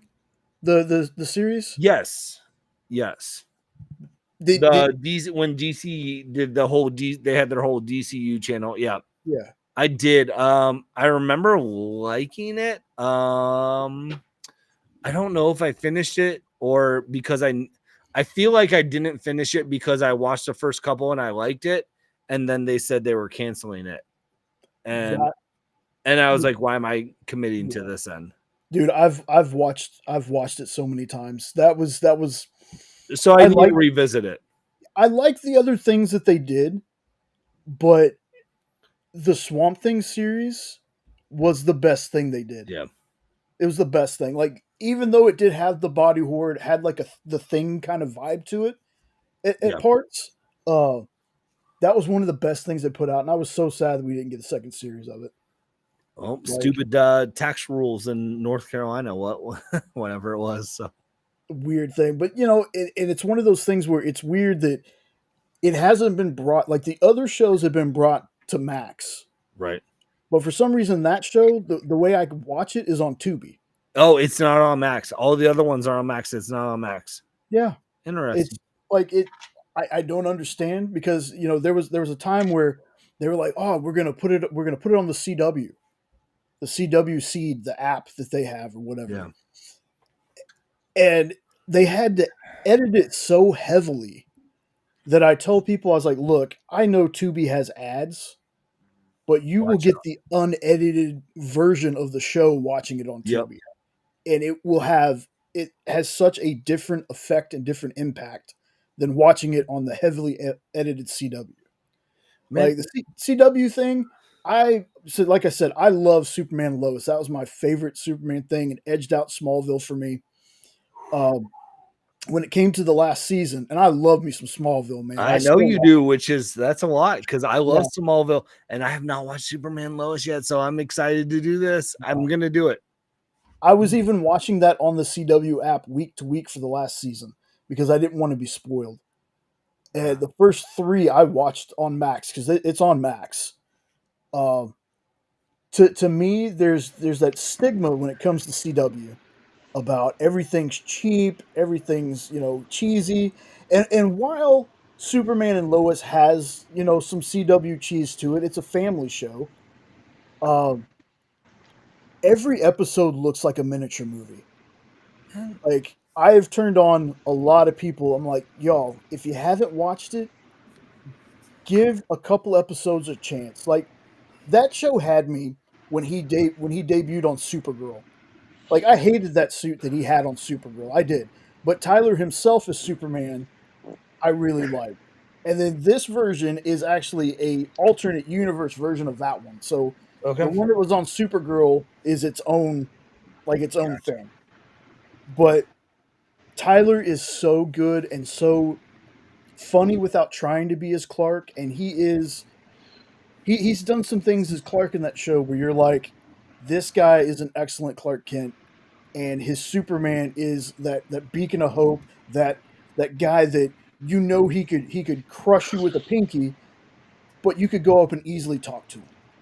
Like that's how Tyler's made me feel. He's bumped out. Henry Cavill was my favorite of the 2000s. He's bumped out Henry Cavill. Henry Cavill's the number 2 spot now. But that show is so full of heart, and the action is great. The CGI is pretty good for, you got to remember it was CW, but the people that I've gotten to watch it have been like, dude, this show is so amazing. I was like, So Jay, are you Mhm. you coming up the Fan Expo Cleveland here in a couple months? I really wish I could, man. I'm lucky when we can make it to Comic Palooza here. I'm just saying because Tyler's gonna be there, Brandon I know. Ross gonna be there, Tom Welling's gonna be there. I know. I'm just I know. saying. I'd love I'm gonna to. drive up there. I get what you're talking about, Jay, with how you love Tyler playing as Superman. It's Mhm. because he has a lot more hours on screen portraying the character, correct? Yeah. I mean, with Cavill, when you have movies, you only have that 2-hour movie, or maybe if you're lucky enough to get a sequel or even a trilogy of playing that same character. Again, that's only like 6 hours. Let's say if they have a trilogy, it's only 6 hours. Mhm. How many episodes of Tyler played Superman? How Oh many yeah. hours? So you're gonna be able to fall in love with that actor more because you get more screen time with it, Mhm. which is amazing though too, because like that's you start like falling for these characters, these actors, and so TV is a lot different than Oh yeah. movies. What I'm trying to say. It's a razor thin line. Trust me. He doesn't just trounce on Henry. Yeah. Like Oh I no, told. I'm not saying that like Yeah. he's done anything wrong. Like Yeah. I totally agree with you, and like I guess I wouldn't want to compare him. I wouldn't want to compare Yeah. Cavill or Trust me. It's very hard. Like it's very hard. Like the whole thing when this started, I got a call a couple years ago from Kyle. Hey man, there's some big news dropping about DC. Do you want to jump on with me and Dan and talk about it? And at that point, I was like, nah, I'll produce the show. This was an experience show on Dan Wickline. And when he told me that it was James Gunn taking over, now me, I'm a James Gunn fan as much as I am a Snyder fan. Like I love both of them. I was so excited because I honestly thought I was getting a Henry Cavill Superman movie directed by James Gunn. And I had been somebody that many years ago, before we even started, before we were even Triangle of Truth, like before we were even that, I had been doing practice videos to help myself on screen. I had said that DC or Warner Brothers had been dragging their feet with a Superman sequel. We should have had a Superman sequel already. We should have had a Man of Steel 2 or Man of Tomorrow or whatever they were going to do. But when I found out it wasn't going to be Henry, I was a little crushed. I was a little salty. I can fully admit that. There was no hate towards James Gunn. I wasn't one of those people that were like, James Gunn's going to ruin everything. I wasn't that. I was just upset that I wasn't going to get a Henry Cavill James Gunn directed Superman. To have that 10 seconds in Black Adam of the brighter suit, the spit curl, the John Williams theme playing behind him. I was like, man, this is the Superman that not only I wanted and everybody else wanted, this is the Superman that Henry wanted to play. Henry never got a chance due to the writing. Trust me, there are parts about Man of Steel and BVS and all that I love. And then there are parts I will not defend whatsoever because they can't be defended. They cannot be defended. I've always said about the Martha scene, ain't no defending that. I can't believe, and I'm not a writer by any means, but I can't believe somebody looked at that dialogue and was like, man, this is beautiful, put it in. To me, it's you had Lois there already. Clark is not going to call his mother Martha. He's not going to say something like save Martha. He's going to say save my mother. He's going to say something along those lines. And you had Lois there. You could have used Lois as the exposition dump and been like, Lexus kidnapped his mother. Can you help her? Something like that. Like I said, I'm not a writer. Like, so you got that, and I understand why people don't like Henry Cavill's Superman. I completely understand. What I want to say, if Henry Cavill turned you off from Superman, Tyler Hoechlin, I honestly believe will get you back on. And it may be, and this was before, we got David as Superman. We haven't seen David Superman. I can't say anything about that. Okay. But Tyler Hoechlin's, if you've been down on Superman for a while, check him out because he'll make you believe in that character again. That's my little rant. I love Jay how he Man, just loves Jay, Superman. I man. love it. I love it. I love it, dude. It's awesome. So I love your want passion. to put something into the universe, and I think I've said it to Jay directly, like on the phone. There is a thing, the way people are phrasing and approaching the James Gunn tenure at DC as it relates to Superman, which is we are not getting a Henry Cavill Superman. Whereas the answer is we have not yet. Like, James Gunn is going back and telling a younger Superman story. Henry Cavill's a fine actor, but he can't play 20-year-olds. He can't. Like, if you want to have old man Superman where he's 100, Henry Cavill can play him, right? Because you could play older than you could play younger, right? Like, you got to have that kind of look, and he doesn't have it. So let's not say we're not going to get a Henry Cavill Superman movie from James Gunn. There hasn't been one announced, but if Uncle Ben can never stay dead in Marvel and we got to kill him every 4 or 5 years, Superman can age. And at some point, you're going to need an actor who can play older Superman. And who's going to be there with experience with the cape on? He's going to come back, baby. It isn't going to be Tim Daly. I saw a picture of him and all the other Superman at MegaCon this weekend. Mm-hmm. Dude, he looks old. I love Tim Daly and I love his voice acting, but he looks old. I was like, wait, who is that? Oh, that's him? Right. That's what I'm saying. It ain't going to be Tim Daly. So, like, don't write it off just because it hasn't been announced and it hasn't happened. I don't think the likelihood is high, but it's certainly a non-zero number. It's true. That's true. That's actually a really good segue into the last thing I want to talk about, because trust me, I'm not trying to keep anybody here for 6 hours or anything like that. Okay, so I don't know how we did it before, but we did. Got here. I booked off 6 hours for nothing. Bearded, we could go. I don't want to keep Kyle because Kyle needs to get that hour of sleep he gets a day. I took a nap on the couch earlier. I'm good for another 7 to 9. But I will go get a C4. Ooh, right what is this? Bro. I've not seen any of this. Yeah, this was sent to me by Ed, and I cannot remember, Ed, if you're still there, brother. Let me know the site you pulled this from. Somebody put together everything. I think everything that's been announced. Some of these feel like kind of speculation things, but this one, I think for a fact, everything on here has been confirmed. Clayface is a thing? Yeah. How did I miss this? Mike Flanagan's wrote the script for it, I think. Flanagan. Oh, so it's going to be Clayface as a horror. Yep.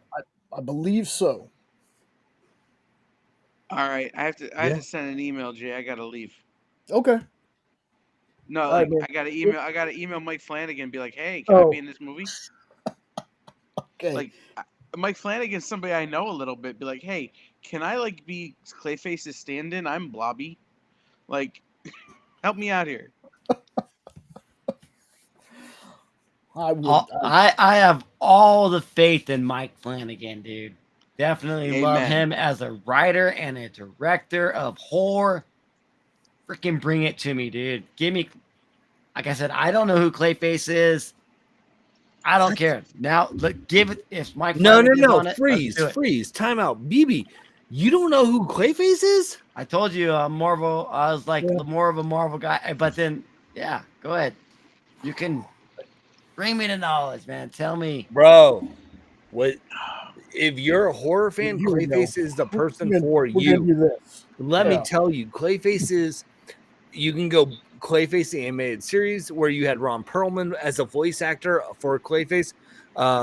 You can do the old school comics where it starts off with Boris Karloff as Clayface and turns into as like an actor who then is covered in like, I think where they should go is the Matt Hannigan though, like they did in the animated series.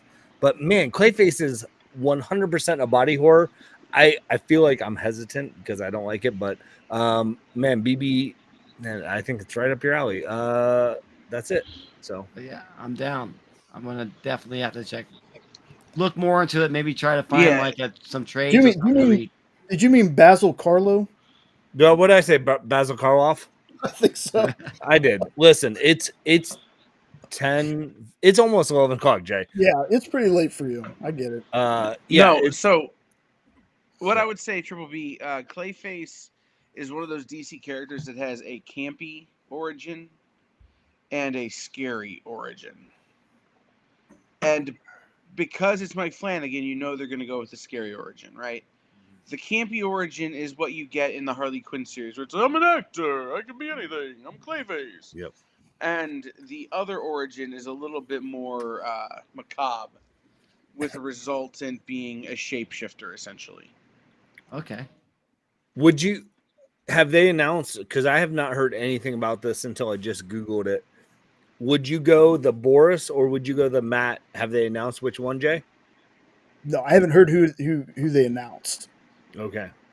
Because I feel like the move would be to do the Matt Hagen one where it's the more of like Is that the serial killer one? No, Like- Matt Hagen is the one that was he was the second one. He was the Silver Age, which is the second Clayface too. He was the one that they did in Batman the Animated Series. Okay. Where it was like Boris was a actor who was kind of like behind the scenes, kind of disfigured at some point. That was the first Clayface.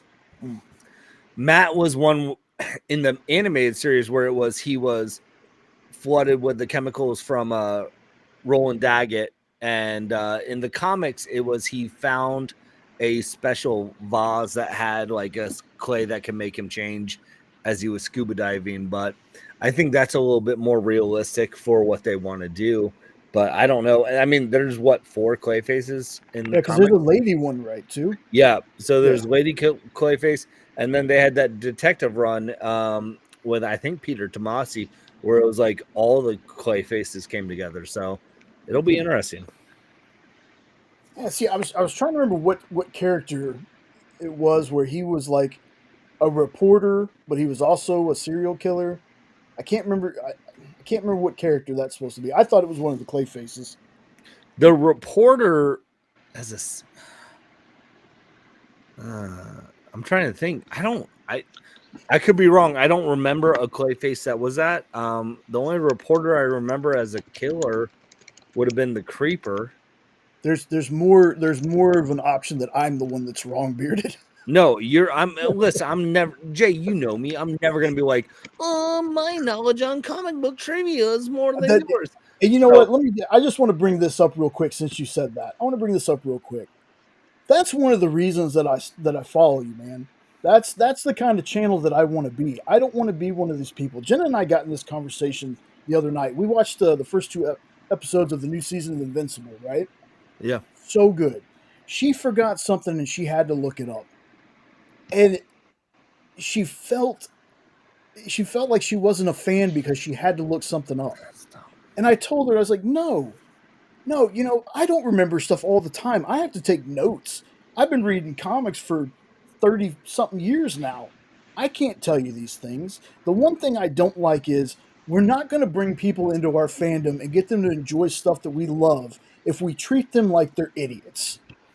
Like, I never want to be that person that's like, oh, you didn't know that this happened in this issue 30 years ago? Well, you're obviously not a fan. I don't like that either.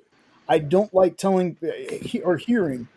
I got told a lot that because I like Henry Cavill or I like the DCU EU stuff, I'm obviously not a Superman fan. Like, no, I just like a different interpretation. Right. But I also love every Superman, so I'm not the best person for that. But that's the reason that I love channels like yours, is because you don't talk to people like they're stupid if they don't know anything. So I just wanted to give you props for that, man. That's one of the main reasons that I love your channel and I love watching you do stuff, is because you are not a person that's going to treat people like they're dumb. So I appreciate that from you, man. Well, I appreciate you saying that because, listen, I'm an idiot when it comes to half this stuff, and I'm like, I don't remember that. Like, Kyle's even talking about Daredevil. I'm like, I read it, but do I remember that? Like, I don't know. Like, man, and that's why I'll never say to someone too, like, scratch that. I won't harp on it when I say, like, how have you not read this or seen this? Because I apparently did that to you of how have you not read Supergirl, but different though. It wasn't malicious. but because we're in a day and an age where there's so much out there to consume that you can't get everything. But man, well, and I will say something too, like me being able to pull what Daredevil Born Again was about, like it's because I just read it. Like, right. One of the things that like Jay talks about, I don't sleep a whole lot. One of the things I really enjoy doing is after my day is done, I'll grab a stack of comic books and I'll go read for an hour or two.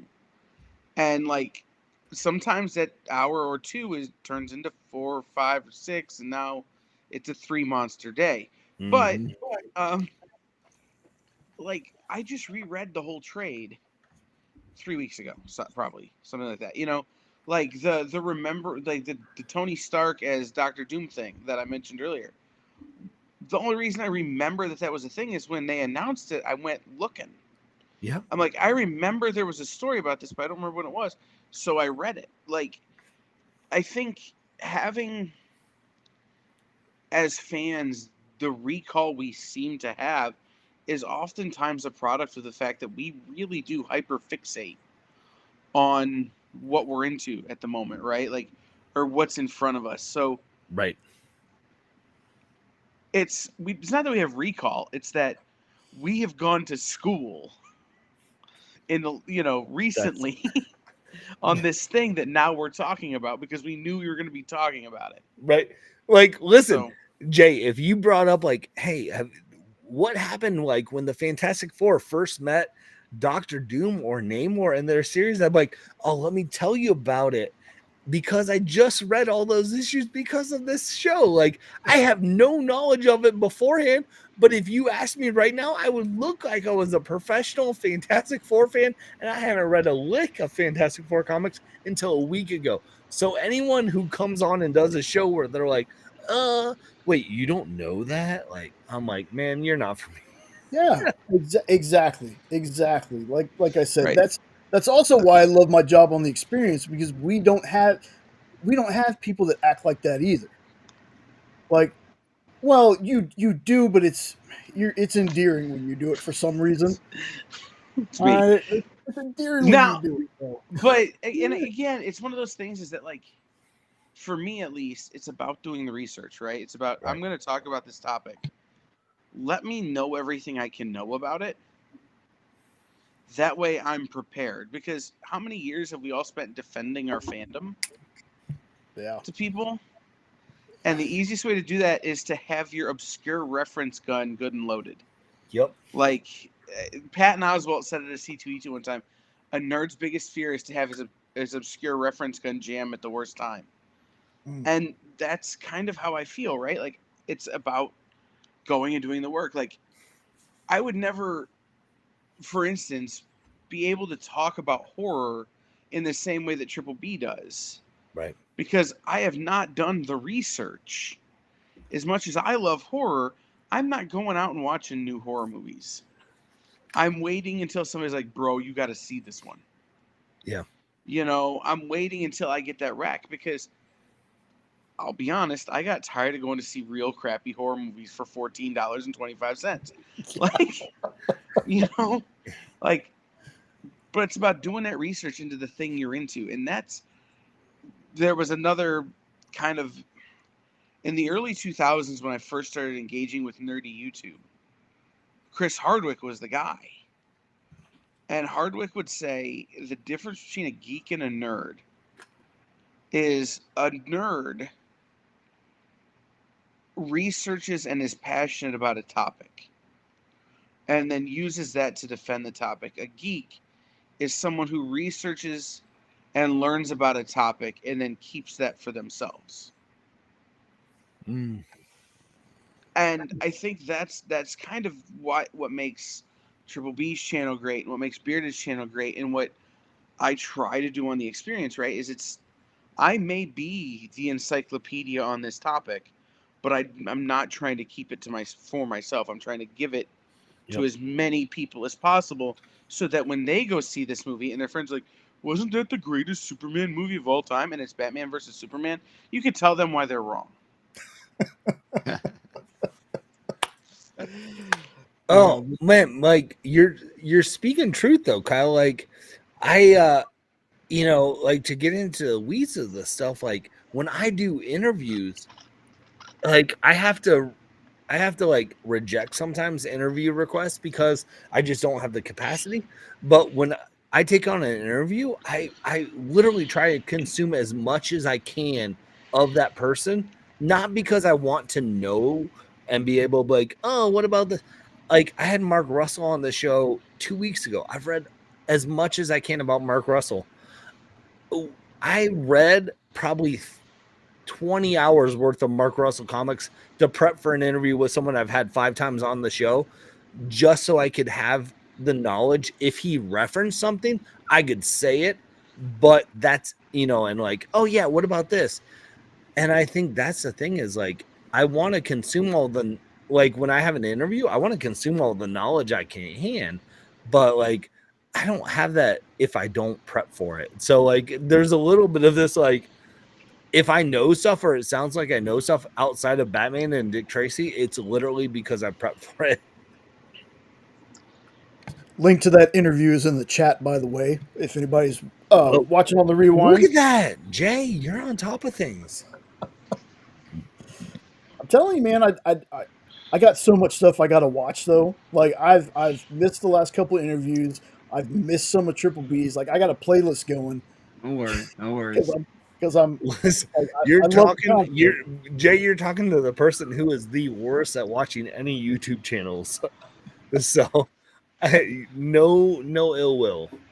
Yeah, I got caught up on a bunch of stuff today. Like, Yeah. Chris Van Vliet has gotten a lot of views today just because it was me getting caught up on wrestling interviews and like, dude, him and stuff. Undertaker, man, him and Undertaker. I love watching both of those guys.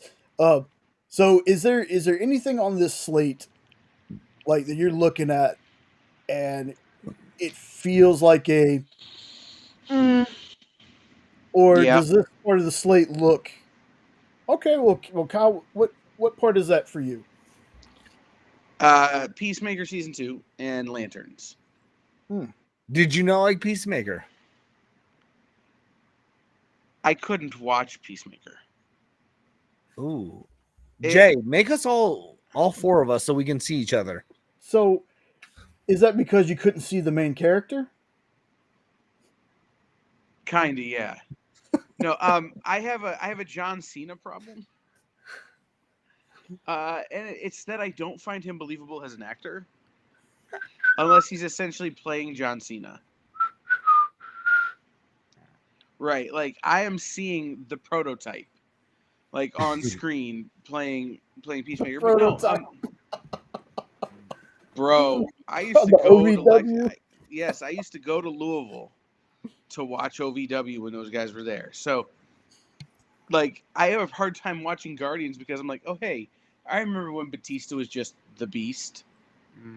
You know, like Leviathan. yeah. Well, no, Oh, even before that? I knew him as Leviathan. like he did like two months at OVW as the Beast, and they're like, no, Leviathan. This is much better. Okay. Like, anyway, and I only remember that because I was watching Cena or somebody talk about it, and they had clips. I'm like, oh my god, I think I was there that night. Anyway, so the thing about Peacemaker for me is that it felt as though it was antithetical to the direction that the DC universe was going. We had this thing pop off, and we're going to lean into it because it's successful, not because we want to. And as much as I like Amanda Waller as a concept, I do not like Amanda Waller as a character. Mm-hmm. Like, I want Amanda Waller to be Charlie from Charlie's Angels, right? Where it's, you just know Amanda Waller exists, but you never actually meet them. Mm. And so, like, this whole thing just felt a little too, we're just gonna take some old 24 scripts. All right. And slam some DC characters on top of it. Well, here, real quick, Triple B, as always, man, thank you so much for joining. I know you're gonna have to dip. Appreciate you being here, brother, as always. I got a link to your latest video. I'll put that in the chat here in a second. I do. I appreciate it, man. Dude, I'm going to continue the conversation on YouTube. I'll keep on watching, but I do have to check out. You guys are awesome. Bearded, good to meet you. Kyle and Jay, fuck you. And later, mother bleepers, man. You guys are awesome, dude. And you keep the conversation going. Later. All right, brother. Yeah, no. So again, my problem with Peacemaker season 1 was that at times it felt like we're taking concepts that could be really good and just Sammy Hagar in them, for lack of a better term. Okay. I just didn't love it. It felt at times like it was being gross for the sake of being gross, or being trying for the sake of being trying, rather than just telling a cohesive story. And while I'm happy it was successful at the time, it was successful because God, we needed it. Like, it just wasn't for me. Yeah, I feel like I liked Peacemaker more than I thought I would, because I'm not a John Cena fan. I want to like him, but he was popular at the time I dipped out of WWE. So like for me, like him and his jorts don't do it for me. And so when he pops up into something in TV or movies, I'm like, oh, I kind of dig it. So I enjoyed Peacemaker more than I thought I would. Yeah, I mean, same here. I think the best thing about Peacemaker is what Kyle Starks did with the comic, and that's Peacemaker tries hard. Now, I've been somebody who's like, the thing about Marvel movies that kind of was weird to me for a while is you would show these characters in the Marvel movies, people would get interested in them, and then they'd go to try to pick out a comic about them, and they're so totally different that the person's like, well, instead of the comics, I'll just stick to the movies. Yeah. So then Cal starts doing what he did with Peacemaker. That fits. There's a lot of people that, were starting to pick up vigilante books because they loved how he was portrayed. He was basically Deadpool. Let's be honest. Freddie Stroma is my recast for Deadpool if Ryan Reynolds ever decides to leave. Okay, that's who I want, Freddie Stroma. But they would get these books thinking he was going to be that character, and they were sadly mistaken. Now, a lot of people didn't like him because of that. Me personally, I loved Freddie Strome as Vigilante in that show. Peacemaker is one of those shows that, for the first time ever, never skipped the intro. It was the same intro every time, but we watched it every single time. Whoa, let's pause that, Jay. You Yeah. skip intros? Yeah. If I've already watched it once, unless it's something like Invincible where the intro changes every time. Yeah. I listen. I say this, and I'm only saying this out of like, I have a love for a certain couple episodes of like a series where I'm like, if you skip that intro, like, I love The Office, and if you say you skip the intro of The Office, I'll fight you. Okay, I don't. I not the off. The Office is definitely one of those because I got to hear the whole song play. Okay, that's all. As long as there are some that you're like, I'm not gonna skip, I'm okay with that. But I agree with you. Peacemaker is great. Can we all agree that you skipped the Friends intro after about the first 3 episodes? I don't watch Friends anymore, so yes. Who watches Friends? Thank you. Thank you. This is why you're here. People who What a need great to sleep. pop-up. People who need to People sleep. who need to sleep. That's what Futurama is for. Thank you. Oh no. No. I've seen every episode. I'm going on 100 times now. So many times.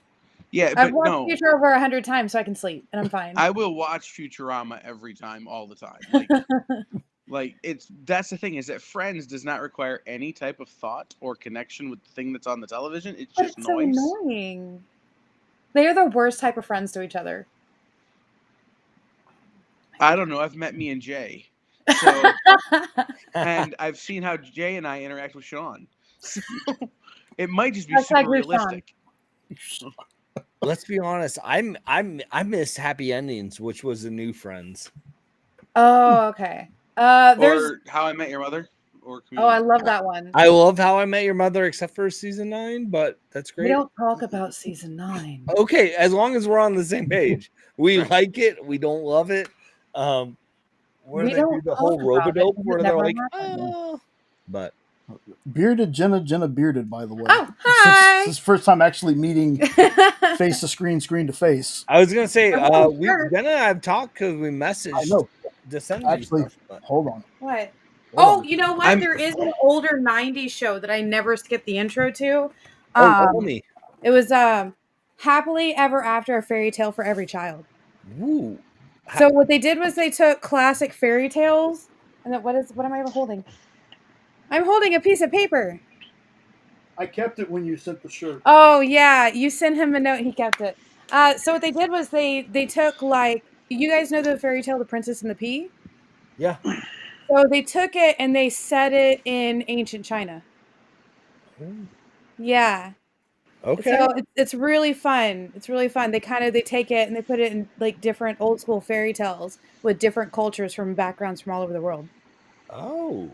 Yeah. I love that show. It's on Max now, isn't it? Yeah, it's on Max. Because it was also, another one was called Crashbox. And I do not have any way to explain it except for absolute insanity with a hint of claymation. It's a fever dream come true, and it had 2 seasons, I think. That feels like James and the Giant Peach here. Yeah, it was the same era. Okay. But it's a bunch of game shows done either with claymation or puppets. All right. I've got to ask something because Jay mentioned it before, and Jay said, "Hey, are Kyle and Bearded gonna fight?" And now Sean's mentioning it. Do we? If I missed out, do we have a beef on Dick Tracy that I don't remember? I think it's a pissing contest on Dick Tracy. Yeah.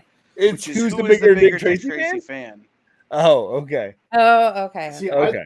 I thought that's all I care about. I was just like, movie. I was like, wait, do we not like each other, Kyle? We like, definitely disagree on Warren Beatty. What do we disagree on? The movie. Yeah. That's what it was. Okay, so I grew up on the movie. and I love the movie. I will say this: I have, as much as I have a nostalgia for Dick Tracy and Warren Beatty as Dick Tracy, the more and more I grow up as an adult, I have a disdain for Warren Beatty because he is holding on to the rights of Dick Tracy by doing his stupid YouTube appearances so he can maintain the rights of Dick Tracy so nobody else can do it in movie form, and that Well, that's bothers great. me. And I don't like that, but I still have a nostalgia because I love that movie as a child, and I love it. And I'm looking at a shelf full of Dick Tracy memorabilia right now. So at this point, all I need in the Dick Tracy collection are signed copies of the Alex Seguras, the new stuff. I just don't have any of the new books signed. Okay. And Detroit Mercury News from October 16th, 1937. Ooh. That will complete the printed Dick Tracy run. I have a whole bunch of memorabilia from the show. I've got a bunch from well, Kyle, good golly, you're an Ohio person. Come to Columbus, please. Are they both in Ohio? My question my sister lives in New Albany. Okay, I'm in Gahanna, so I live 10 minutes from your sister. Okay, I'm in Houston. I'm very far away. We're gonna go to Sheets and hang out. Oh, Yes, we will. Kyle, so do you know about the Billy Ireland? Do I know about the Billy Island? What am I allowed to say about my relationship with the Billy Island? I don't know. I have been as deep into the archives as any non-employee of the Ohio State University. Okay, that's all I wanted to say, because I was there a couple. I mean, I've been there multiple times, but I was there just a while ago, and they have Chester Gold's desk there, and and you can go back. So if you ever go, there's a Comic-Con in Columbus in September called CXC, and it's hosted at the Billy Island and also the Columbus Metropolitan Library. But it's a very indie Comic-Con, but you can also tour the Billy Island, which is, for anyone watching this that is not Kyle or myself, the Billy Island is one of the premier museums of comic culture. Ooh. And what they have in the archives, you can go and sit in their library. You can go online, request comic books, comic pages that they have, and they will bring it to the reading room for you, and you can look at it, and you can see pages of Dick Tracy, you can see pages of Prince Valiant, you can see Captain America, all these things. And so it's fantastic. So it is the largest single collection of printed comic material on the planet. It's so good. Wow. They actually have some of my collection in the Billy Ireland Museum now. Wow. About 5 years ago, I, at a storage unit, bought a box of rolls that they said were comics. They were original Alan Saunders strips that predate Mary Worth. So yeah, I bought all these things, and they're I'm trying to think of the names of some of them now. Steve Roper and Mike Nomad. Okay. Blah, blah, blah, blah. Kenny Drake stuff. I don't think there's any Mary Worth in there. Okay. But I was like, I don't know what to do with these. I can pin them and frame them, but I'm worried I'm going to hurt them. Yeah. Because they've been rolled for 65 years. Jeez. So I called the Billy Ireland and I go, hey, I have these things. Can you, 1, authenticate them, and 2, tell me how to preserve them? And I brought them down and dropped them off. And they're like, so these are definitely real. And can we keep them? And my answer was, what does this arrangement look like? And of course, I'm not going to fight you, Billy Ireland Museum. So the trade was that I got to go back into the archives and look at a few things that aren't publicly available. That's cool. So yeah. And it if you're watching this, the CXC in September, end of September, every year in Columbus. It's hosted there. You can sign up and go and do tours of the archives that they don't let people typically see. It's so good. Why is everything in Ohio? I thought Ohio didn't exist. What happened here? Because Listen. we have lots of land where there's nothing but We're great. beans.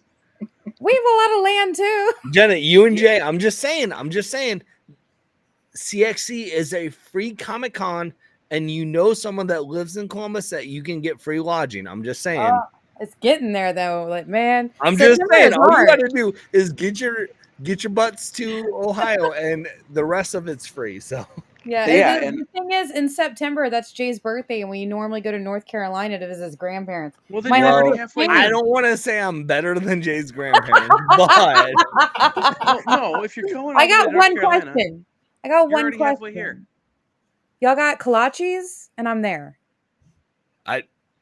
we don't, because I don't know what that is. Maybe we do.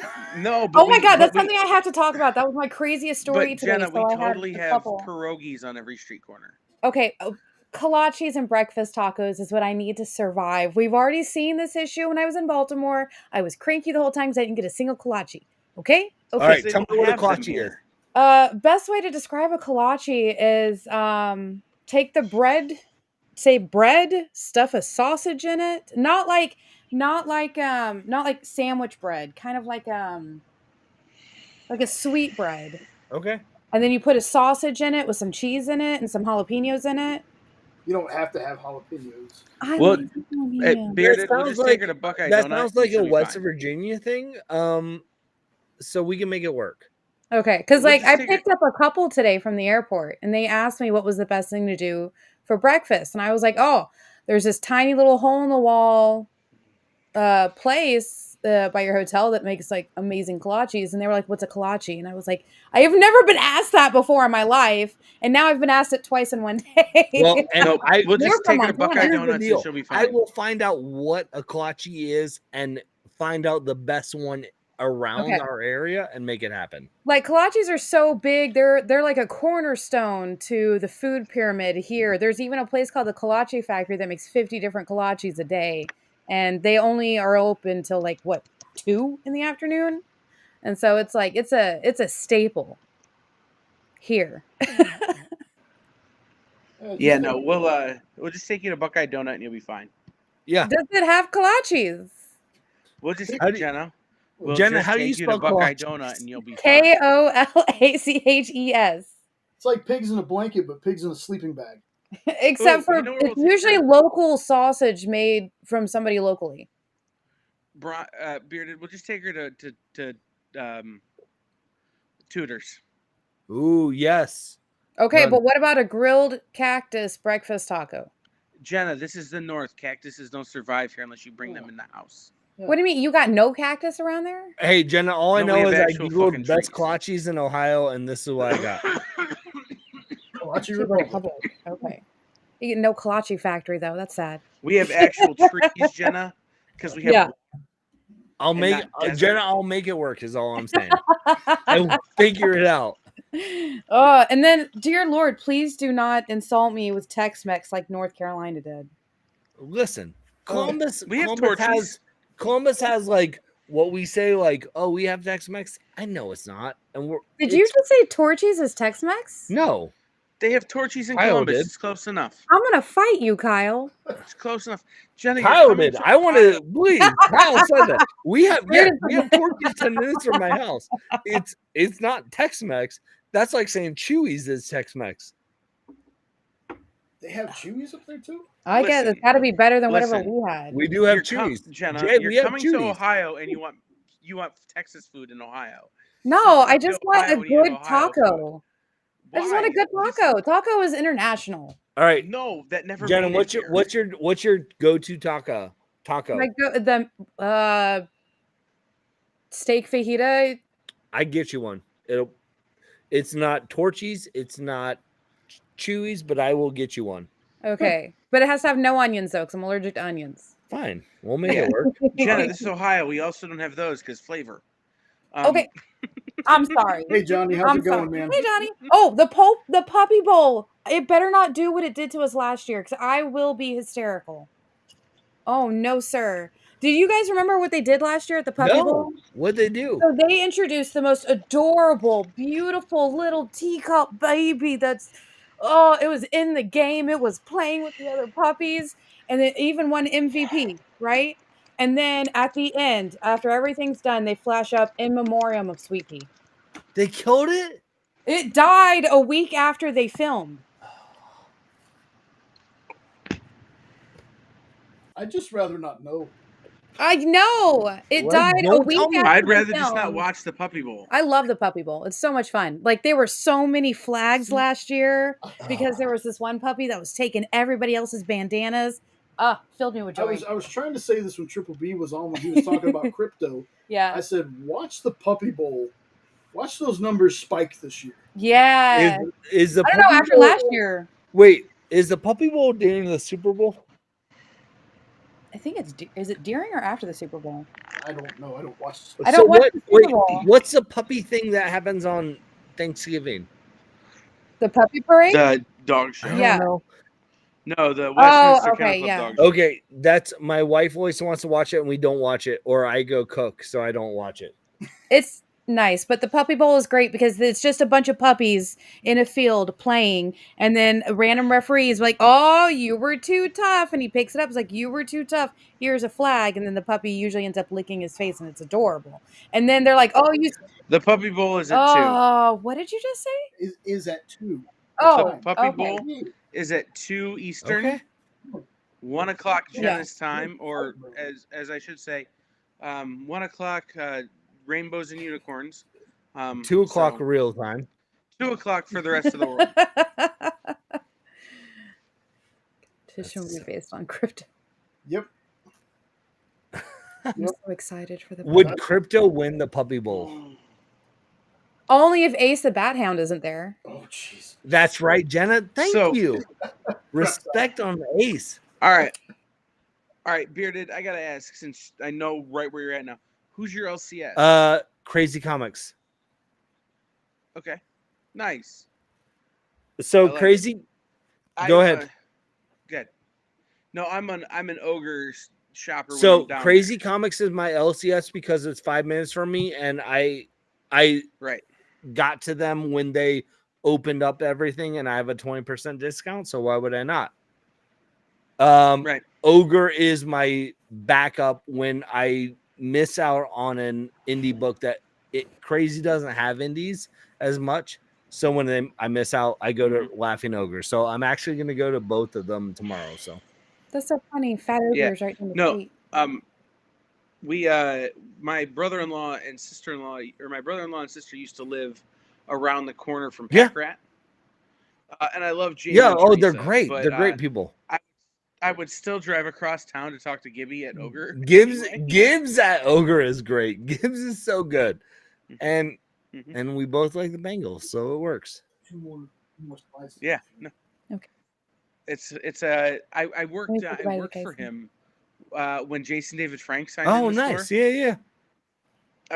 I was working for Aftershock, and I was set up there to hand out some free stuff, and he just wanted needing help with crowd control, and like nobody cared about my Aftershock stuff, so it was like, hey, I will do crowd control. I'm here anyway, like just because Gibby's such a good guy, and so many. And guys, if you don't understand, like Jenna asked earlier, I thought Ohio wasn't a real place.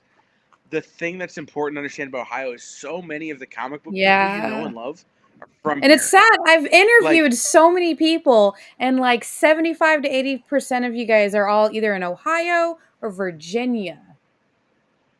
Or Michigan. I've only talked to one person in Michigan. You've interviewed a lot of people from Michigan because I I've- set them up.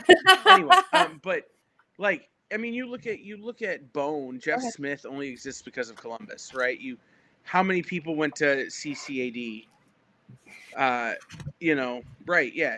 How many people went to CCAD in Columbus, like, to study comics? You have Kidding. a ton of creators have been done 75, but then on the back end, guys like Jeff Stang, who was, marketing at Image for a long time and now is running Lunar, a ton of people got their start out of the ogre and stuff. So just it's a thing. Well, and So. we mentioned Fan Expo in Cleveland. The Simon Schuster organization is working on Siegel. Thank you, is working on a monument at the Fan Expo at the Cleveland Convention Center of Superman. They've been fighting for that for so long to get it, and it should be happening. It was supposed to be done by this Fan Expo, but I don't think it is. But they're working on it. And you got Superman was created here. You got Daryl Banks and who created Green Lantern, Kyle Rayner. Like you've got so many Ohio people that have created comics, and it's fantastic. So, So no, like I said, it's a whole thing. But no, well, I've got a dip because it's 11:30 here, and I still need to eat another meal. What are we doing right now? You're a hobbit. You got to have your third meal. Yes, I have to have thirdsies. I actually prefer to be. I'm Kevin Malone from The Office, but it was good to talk to you guys. Thanks for having me on, Jay. And see you later, Kyle. Yeah, we will see everybody this week on the EXP and other things. In the meantime, go to your LCS and spend some damn money. Absolutely. Bye, Kyle.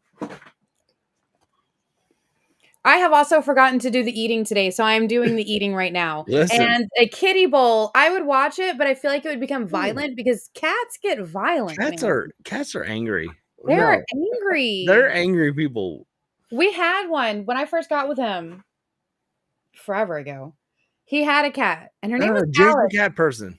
But I'm an animal person. He's an animal person.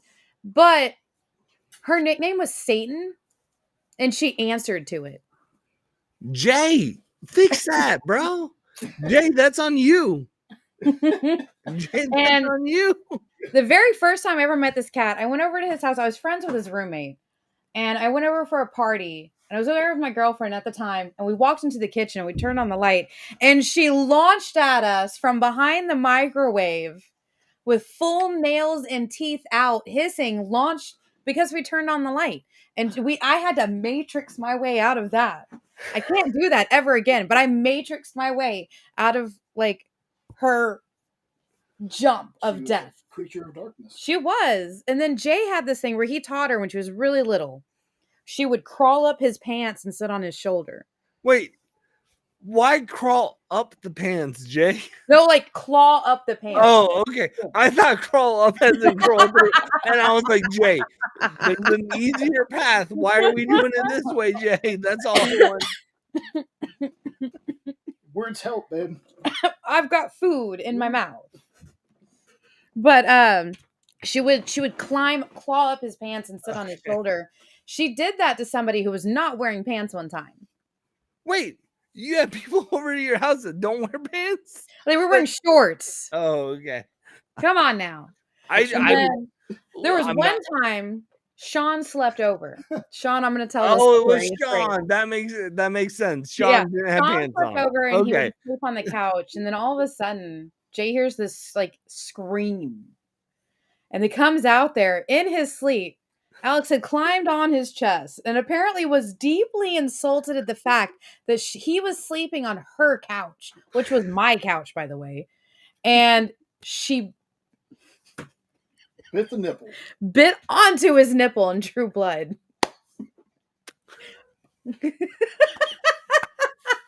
Crazy cat stories, man. Oh, what's another one? Wait, this is Sean, right? We're talking about Sean? Yeah. Mm-hmm. Oh. Johnny, I need to watch that, man. That looks fun. So good. Oh gosh. And then she was after that one death attempt, that unaliving attempt, she was really sweet to me. So I guess it's because I'm allergic to cats. Me too. She decided, yeah. Me too. She decided to be really sweet to me anytime I came over. We were just started dating, and then we were friends before. And she was always like, "Oh, there's the one I could kill just by living. Just being around, just living. Let's go sit on her lap, real sweet. And I am a sucker. I love cats. I've always loved them. They're so fluffy and cute, and I love them. But Jay is like right there in my ear. He's like, "Don't touch anything. Go wash your hands." And I'm like, "Okay, but the cat was soft. This is soft kitty." See, I don't like pets, and I'm allergic to cats, so I'm like, I'm just like, nope.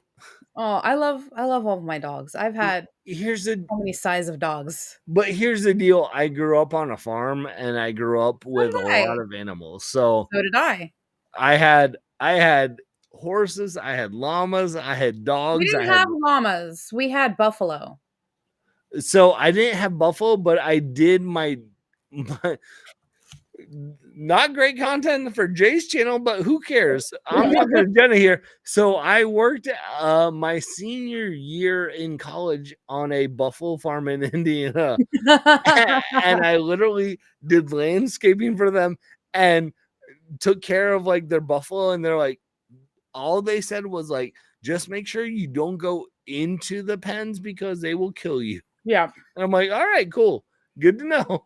That's why I've never taken Jay out there. I'm pretty sure they would kill him on site because they adore me. Right. But I've been there. Like, there was a couple of them. This was back when I was in high school. I helped, like, birth them. All right, I can't eat this. Somebody put, there was onion on the bottom bun. Jay, why'd you put onion on it? No, that's death. I choose life. So when I go to Arby's, I get the beef and cheddar with a sesame seed bun. Ooh. Okay. And because I'm allergic to onion, because the regular bun has... Because they have the onion. I tell them, I Mhm. always tell them when I go to Arby's and beef and cheddar, I said no onion bun. Mm-hmm. I always get the sesame seed bun or the poppy seed bun. But lately they've been out of the poppy seed bun, so I've been getting the sesame seed bun. This one, I just saw a couple of small onions on the wrapper on the bottom thing, so I didn't eat any of them because I'm always careful. I always look at every bite that I eat of anything because most of the time I just cook at home just to be on the safe side because onions and everything. It is. So you can't go to Outback and have a woman onion. Nope. Oh, I'm sorry. But we have found a workaround of it. It's very strange. Ooh. I can have onion powder. No. Okay. And then, so purple onion or red onion, whatever you guys want to call it. Yeah. Instant death. Death. That's it. I'm done. I'm out. I'm dead. EpiPen on me at all times for that specific reason. Now, if it's a white onion, if it's raw or uncooked, death. I'm dead. EpiPen to the leg. But if you cook it to the point of like it's a black onion now, I can eat it. It still tingles and I get a little bit of a rash around my mouth, but I can eat it. Listen, I'm not going to cook anything with onions for you for that reason, but now I know. And then chives will choke me up as well. Ooh, really? Yeah. Man, you're tapping into my food groups that I love. I'm sorry. Well, don't apologize. Like I can delete them, so I'm not offended. But yeah, I actually there was one time, I don't know if Sean's still here or not. He's probably not. Me and him, we went to a Chinese place here. That's one of the best Chinese places in our area. It's called China Delight. Some of the best food, great pricing too. They have this dinner for two. It's got like ribs, fried rice, sweet and sour pork, and chow mein. It feeds me for a week. And then it feeds, like we used to get it for like a group of us and it'd feed us 2 or 3 days. So, and it was like maybe $30 and it was crazy. You could eat on it forever. Well, they had a brand new dumpling. And, I've eaten almost everything there and they know me. I know them. I've been going my whole life. They knew my grandparents, parents, cousins, aunts, uncles. Like we've been going there for generations. They know us. We know them. Yes. And I guess they didn't think about it because I went in and I was like, hey, you now have spicy dumplings. I'm going to try them. And they're like, heck yeah. Because another side thing about me is I can't taste spice. Baby, come look at this. I can't taste spice. Yeah. It comes out as either sweet or smoky to me. I don't get the heat.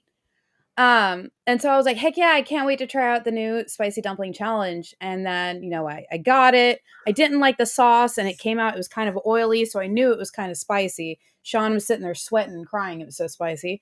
And then, we start leaving and I'm like, man, like my throat really itches. I don't feel so well. Let's get home. Like something's wrong. I'm not feeling very good. Like, I don't know if it, like my brain didn't recognize it as possibly having anaphylactic shock.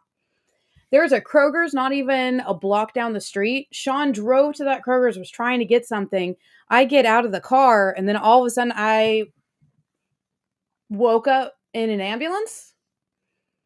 From what I've been told from other people that were there and Sean, I pulled off my mask and it was just red and I had like clawed myself and I was red everywhere. I had ripped my shirt at that point because I couldn't breathe and my eyes rolled back and I went back. And a nurse who happened to be there was like grabbed me, like ran up to me because Sean was sitting there trying to check out.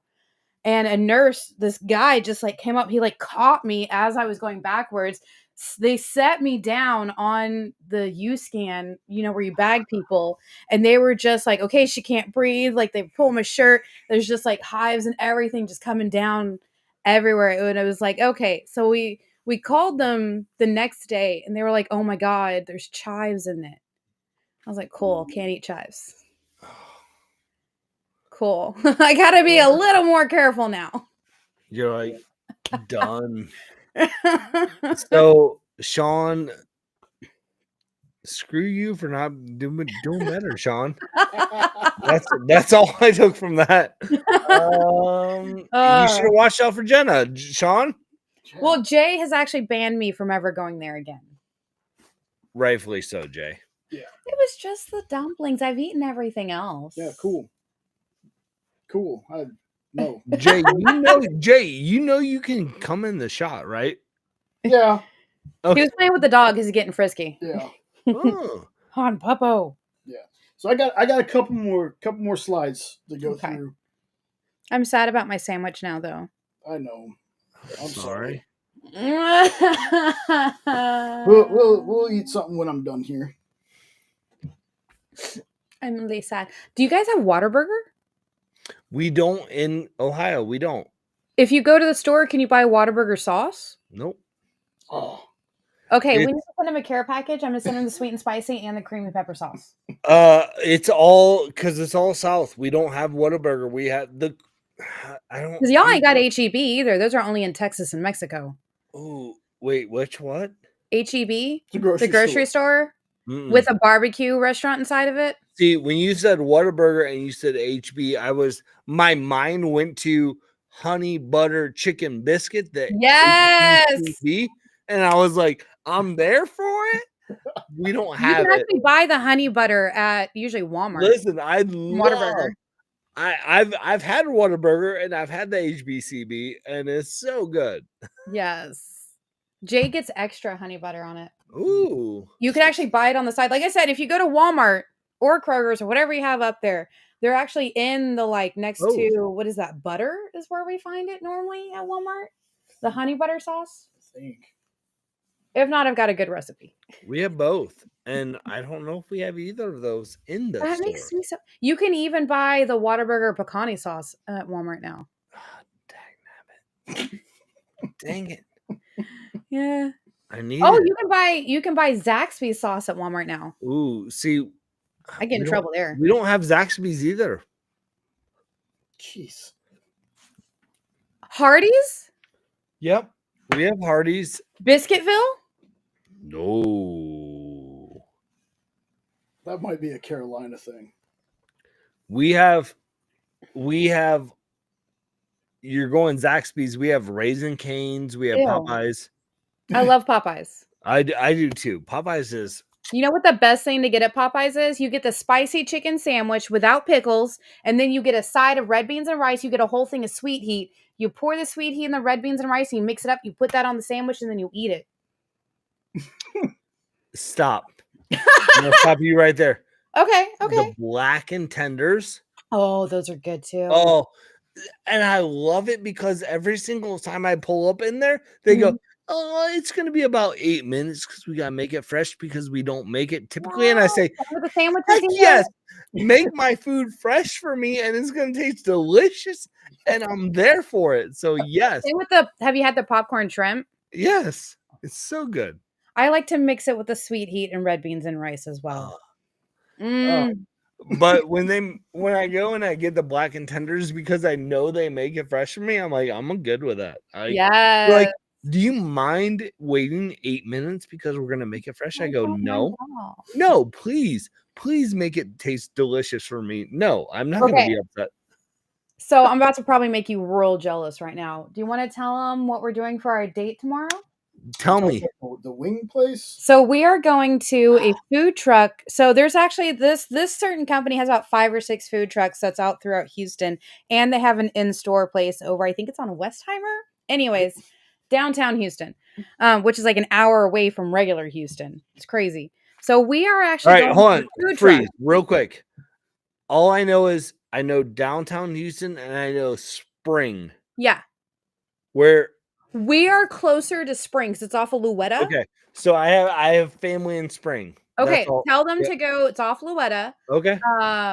Closer down towards Mainboard and the high school. Okay. It's called Clutch City Cluckers. Ooh. And tell them about your wings. I had some, what were they, sweet and spicy wings? Sweet and spicy and they're barbecue. all drums. They're all drums. Like, I like They're flats. big. I like flats. I love flats. You can actually, so what they do is they sell them by like 10, 20, 30, 40, 50. And if you spend $1 extra, so it'd be like $21 for 10 of them, you can get all flats or all drumsticks. And fries. I'm sorry, and fries. It comes with fries. So what we're doing tomorrow is, and we're talking, these are not small baby little like Wingstop ones. These are like, this was a full grown chicken. Yes. Okay. Like I would, and yeah, so we're going to do it's 2 large fries and 40 for $30 tomorrow. Yeah. Well, it's every day. That's part of their regular menu, but it's called Clutch City Cluckers. And then, so he got the barbecue and sweet and spicy because you can pick a couple of different, like, they have a bunch of different ones that you can do.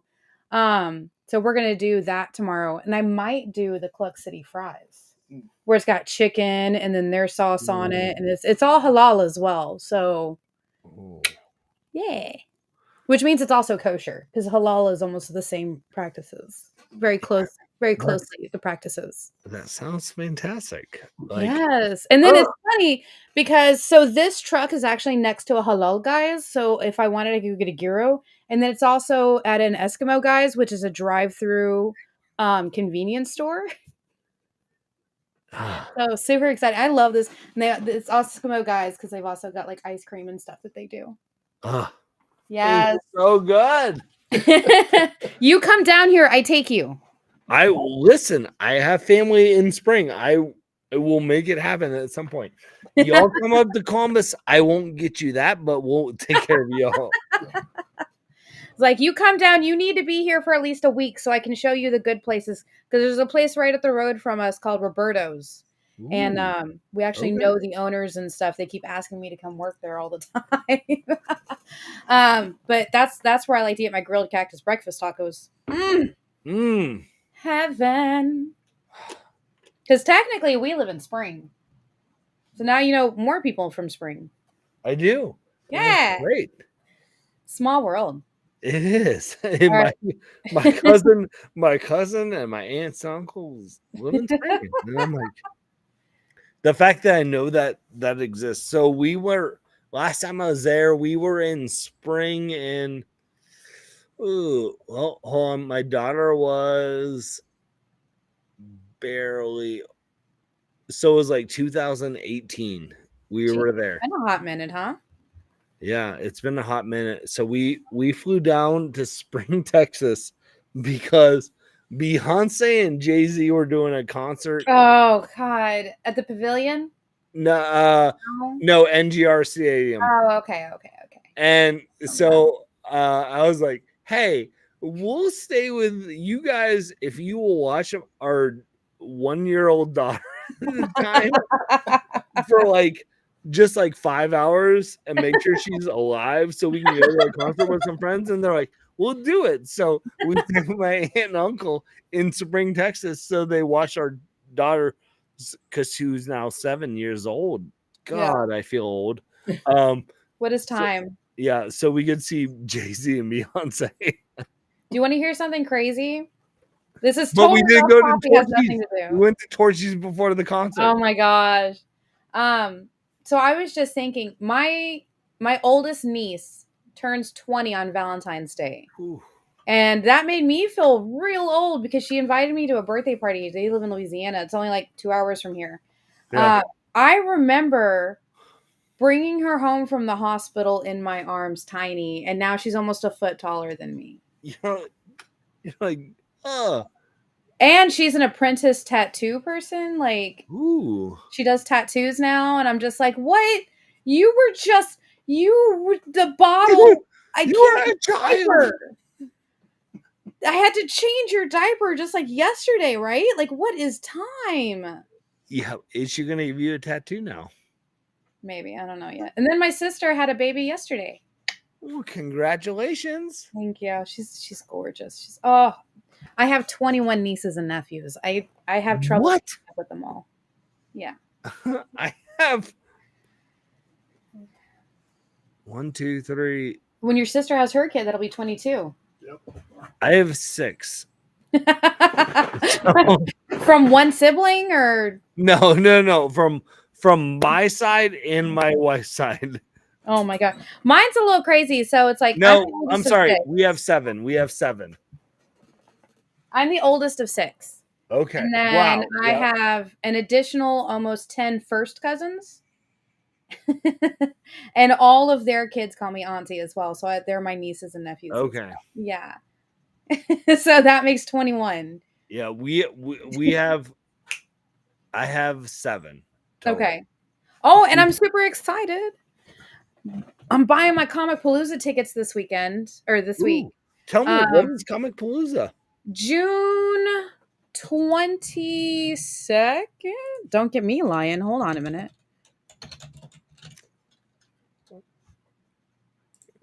Can I also just say I love that we have kicked everyone else out and Jay out, and it's just me and Jenna. Come on, open for me. June 20th through 22nd. And this will be the second year I get to bring one of my nieces with me. She's 13 this year and taller than me and Jay. Makes me sick. Well, I mean, it's not too hard to be taller than you and Jay.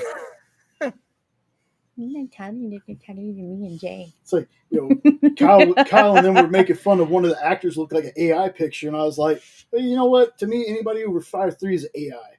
We met Kyle last year.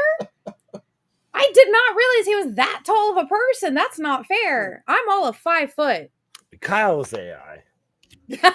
Ohio is AI, is what I've heard. We are. You don't know any of us. Dude, yeah. The way Kyle works, I think he is a computer program. And it's funny because that's what my other job is. Did I create Ohio? Maybe. Dang it, you did. And thank you for that. We appreciate it. But they haven't announced any of the guests, but I'm really hoping that because Tom Welling is going to be at Dallas Fan Expo like less than a month before. So I'm praying, I hope he's going to be there because I've watched all the episodes of Smallville and him and Lucifer. And wasn't he in Cheaper by the Dozen, right? Yes, he was. And I feel like I could just list everything I've seen this guy in.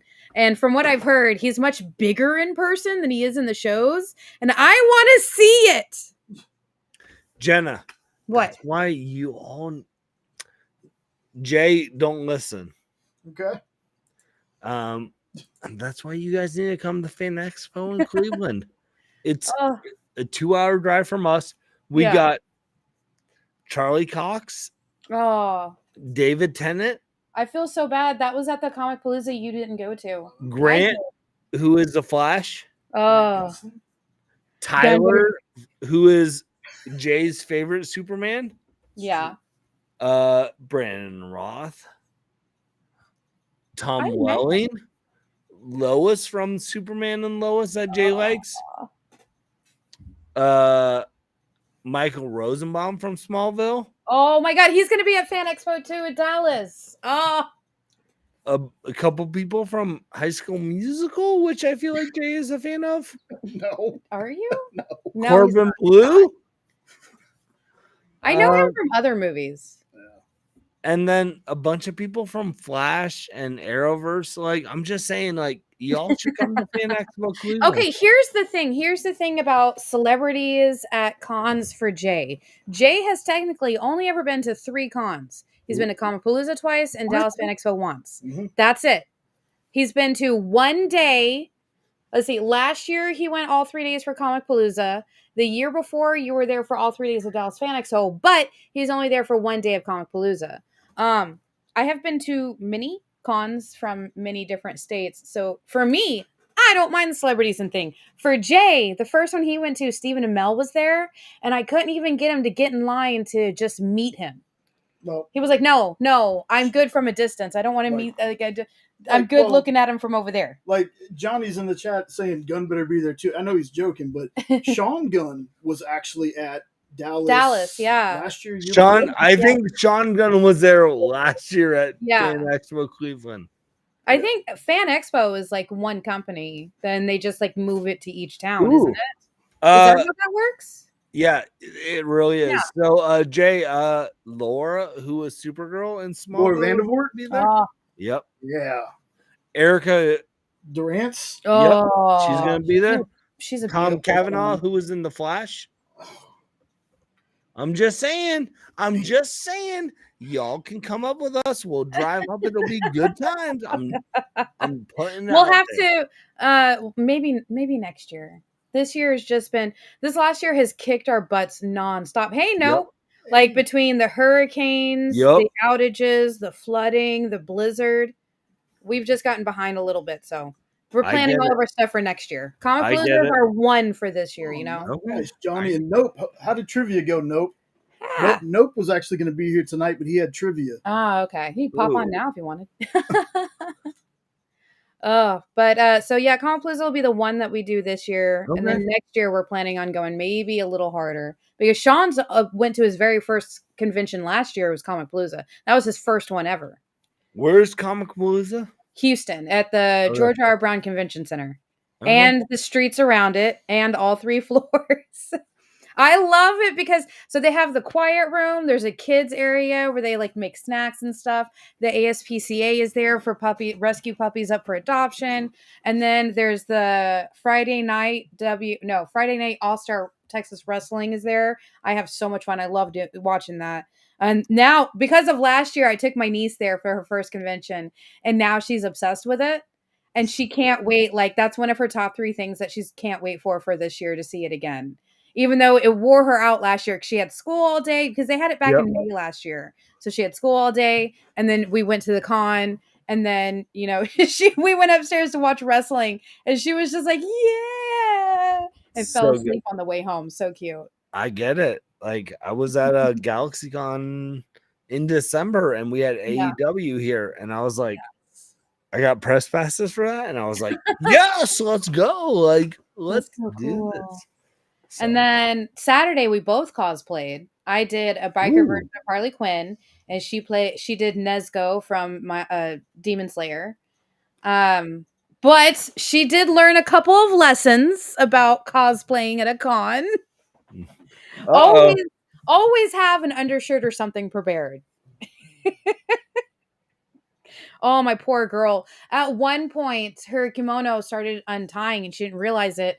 So I opened my jacket. I actually took my jacket off and handed it to Jay so he could have my jacket open. And then him and Sean made a wall so I could help her like try and tie it back on. Yeah. And oh man.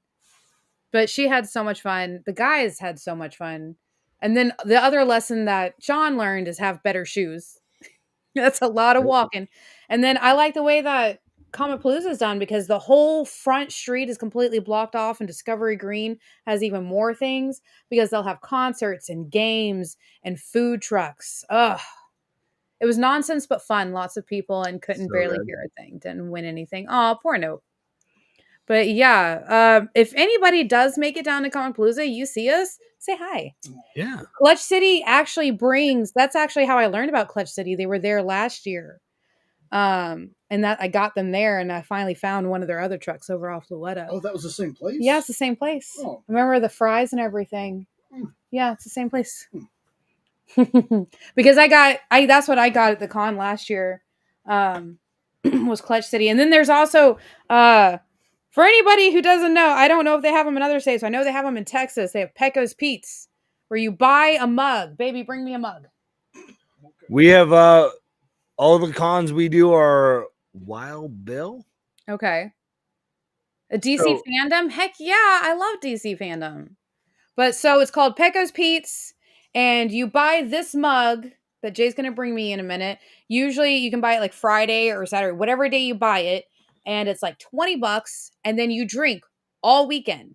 I think it's like maybe like $5 or $6 a day once you buy the mug. And then you can actually take this mug to any other convention that Pecos Pete's is at and spend $5 or $6, and you can drink as much as you want the rest of the day. And it's like they make their own sodas and they make their own teas. And it's super great. Like I feel like I think it's Wild Bill here in the Mhm. Midwest, but it's the same Okay. concept. Like okay. I've never done it because Mhm. if I'm drinking at a con, I want beer. Well, that's the thing. At Comic Palooza, there is a beer garden. And you can use that for it? You can use whatever cup you want as long as you pay a certain price. You got to pay the price. They're like, oh, for that cup, you spend this much, and they fill it up. Dang it. We're going to Comic Palooza. Good. Come Lord. on. Oh, me and the missus, we're coming down to Comic Palooza. It's not on your side table? We have like 4 or 5 at this point. How have you lost them all? Jay, get with it. No. We have 2 from the first Comic Palooza. We have 2 from last year's Comic Palooza. No, we didn't buy any more. We Sean did buy bought another one. Yeah, but we did buy another one. No, we didn't. Yes, we We did. bought you one. We bought me I one. remember hanging up 3 on the wall at the last house. Jay, you buy another one. Trust me. If Jenna's saying you bought another one, you bought another one. Don't fight it. You did it. Okay. I'm letting you know. Brother, I'm letting you know you buy another one. We've been together since 2011. He never lets me get away with anything. It's everything. He's like, no, we didn't do that. And then later on, I show off, like, look at the thing I found. Well, when you find it, I'll concede on the next live. Okay, well, he does like to hear I told you so from me Comic very Palooza often. hasn't announced any guests yet? Yeah, I know. It's very upsetting to me. I'm They usually wait till a month or 2 before. That's why the tickets are so cheap right now. y'all had last year you had Michael J. Fox, Chris Yes. Lloyd, John Cena. Yeah. You had freaking Freddie. You had John Yes. Peter. Yep. Okay. Big We're names in. always show up, but it's usually like you don't hear about it until like month before or something. That's wild. I got to meet the principal. So they had the Back to the Future like trilogy where it was it was Michael J. Fox, Christopher Lloyd, and the actor who played the principal. I can't remember his name right now. Is that James Token? Yeah, I think so. Is that the one who was in Masters of the Universe, Jay? Yeah. The bald guy? Mhm. Yeah. Yep. And then the year before, I got to meet most of the cast from The Magicians. That was really cool. I enjoyed that. What year was it that Charlie Cox was there? It was the same year Tom Holland. Where is it? 2018. 2018 is when they were there. 2019. You had wow, 2018 was Tom Holland, John Cusack, Kristen Ritter, Charlie Cox. Yeah. It was a big one. Oh, Michael Rosenbaum was in 2021. That's what it was. Okay. And then, of course, the Doctor in 2022. He's much taller in person than he looks. Lance Reddick walked by the booth. I was working for Space Cadets at the time, so I worked the booth that year, so I didn't get to meet them. But a lot of the people like walked around.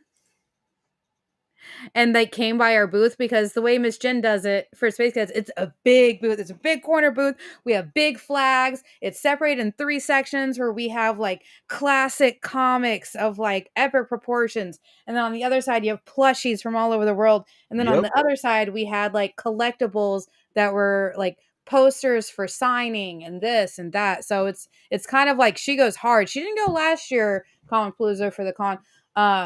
But every other year she's done big for her booth for the store.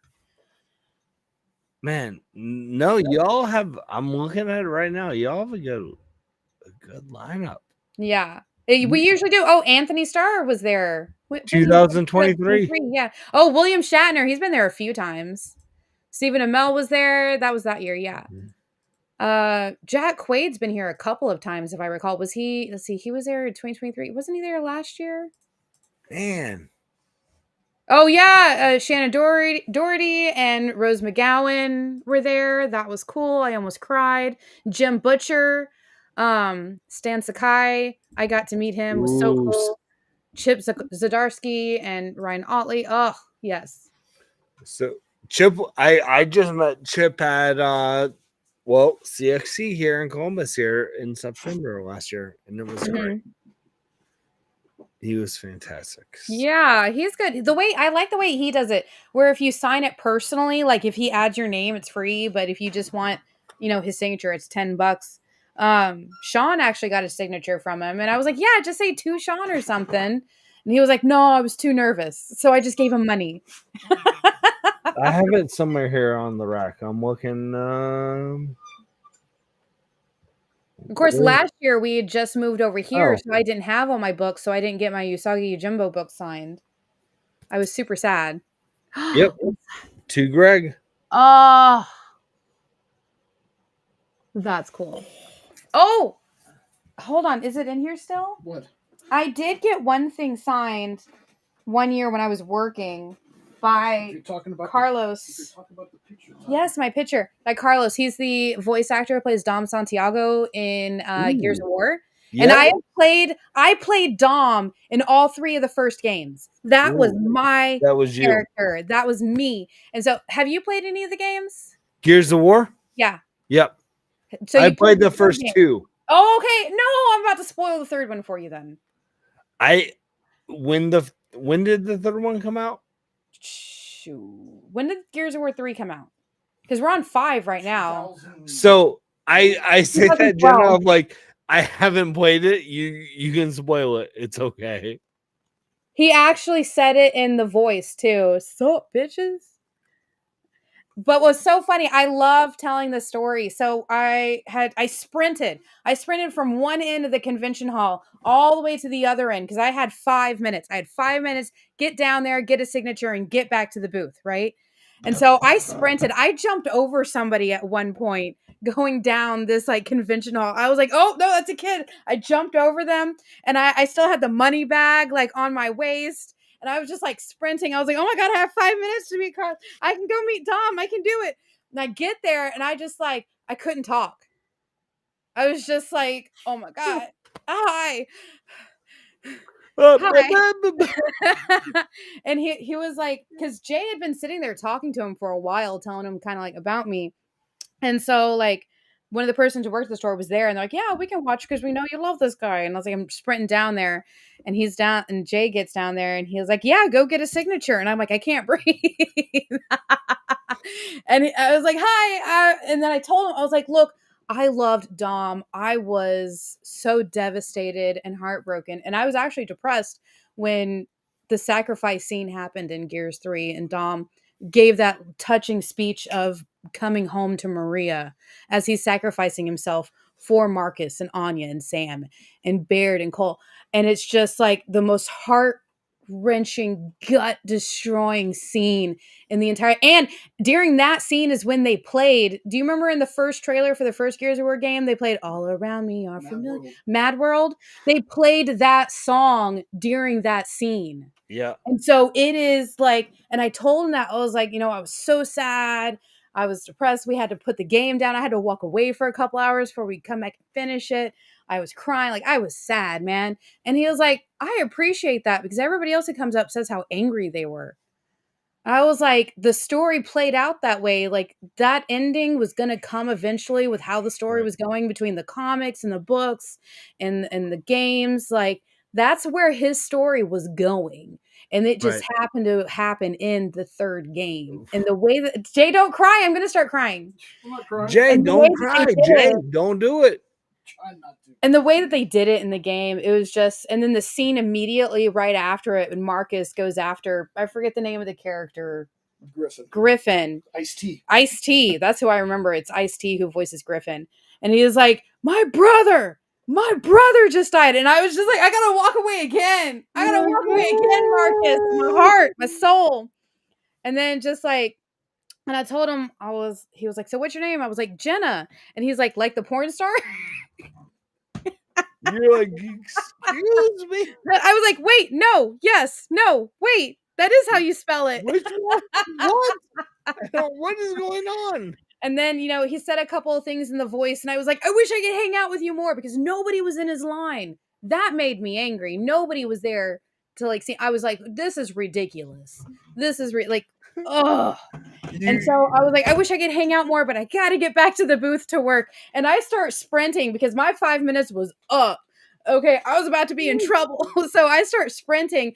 I dove. I was like, nope, I got to get around people because it's like packed in there. Like it's a convention on a Saturday. It's packed tight.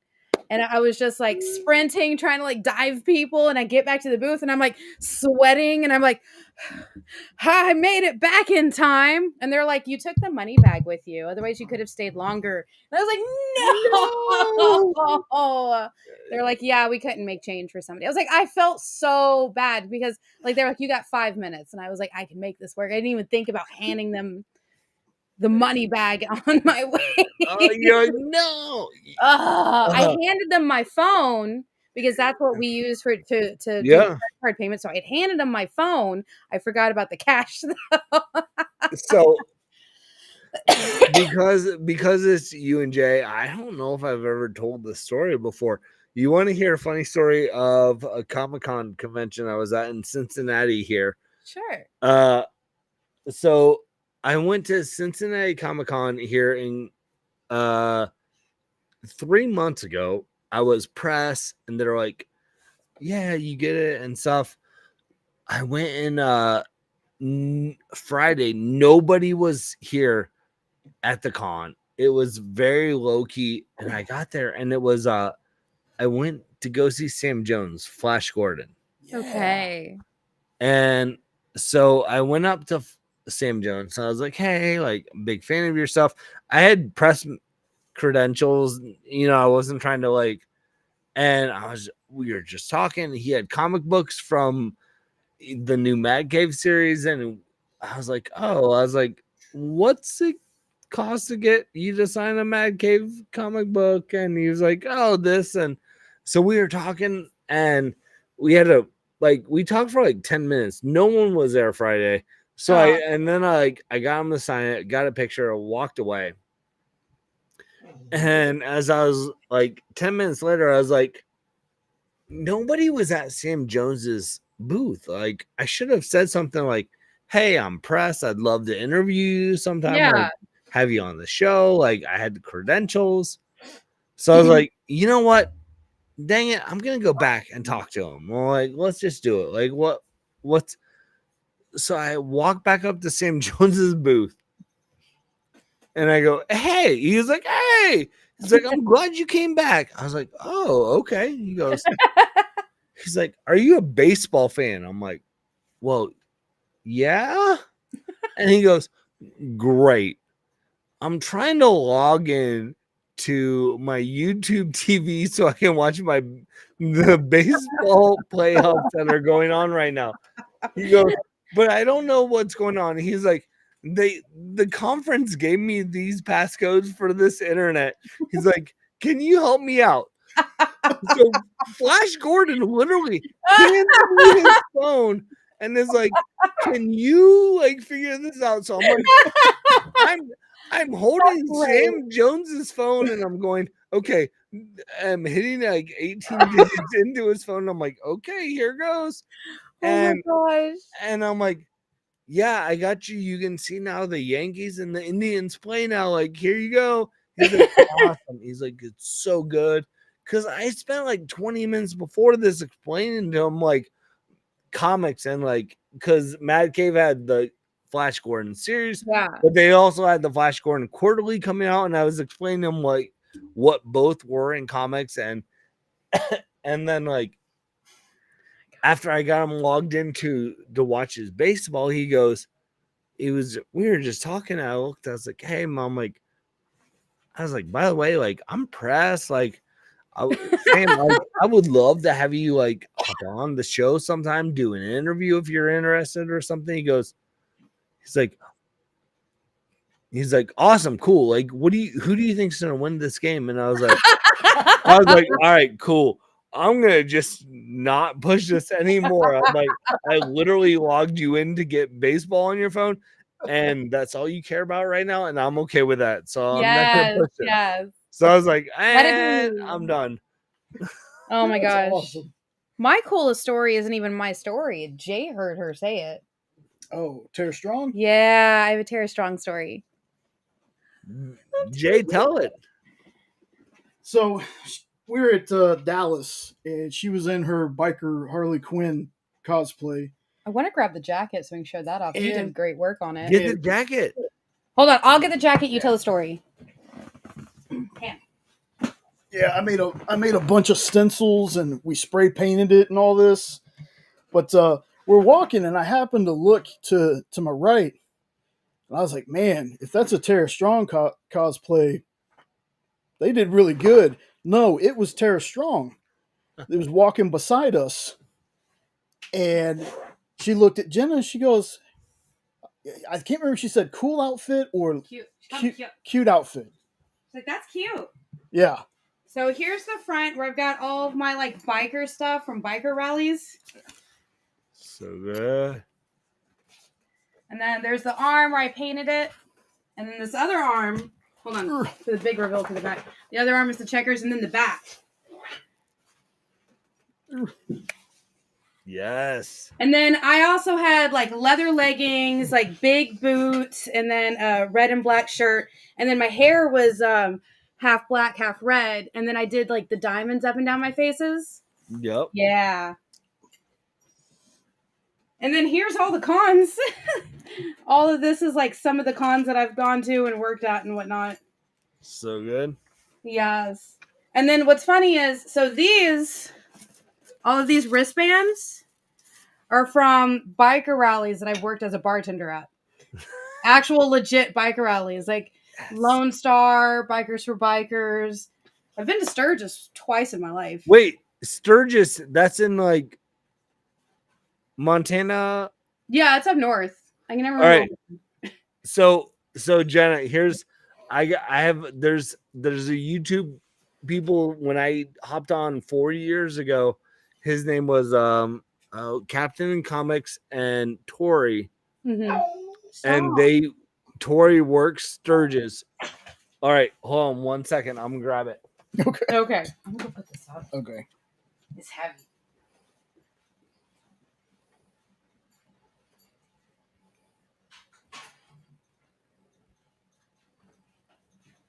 You've got to stop. Yep. Body, right? So He's ready for you. South Dakota, Nope said. Okay. South Dakota, wherever it is. It's up north. That's what I remember. I know it's in an area I've never been. So Captain Comics he was one of the few people I met right off the bat. His wife worked as a bartender at Sturgis. But at one point he was doing renovation in a house, and they had newspapers all over their house, littered. And he sent me an AOK basically. And this is 19, I think 34 for like not first, but it's Dick Tracy in comics on a newspaper from the Oh my god, that's freaking awesome. Wow. All right, I gotta go find me something to eat because I am kind of hungry. Yeah. Sorry. Oh, it's awesome. Bye, guys. Bye, Bearded. Great seeing you. Bye, good seeing you, Jenna.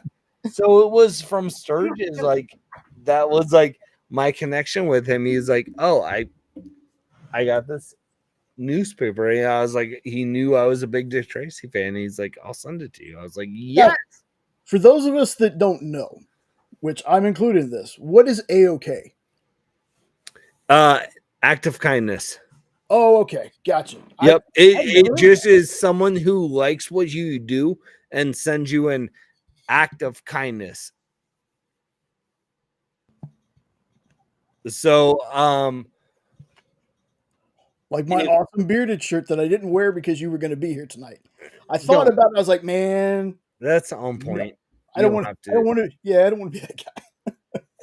I don't even remember. I know I sent you something, and it was it would have been an A-OK.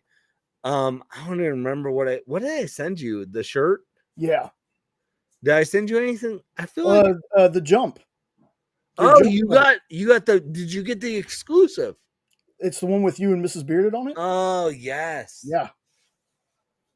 It's that cover is. I love that cover. Love it. Oh, nice. Yeah. So it's the only exclusive cover I've ever done. Ryland Grant from The Jump, who has, you're talking about Kickstarter, has a new issue of The Jump coming out in like a week. They're doing a Kickstarter for it. It was one of those I was like, yeah, we'll do it, because Ryland was the first interview I ever had on my show.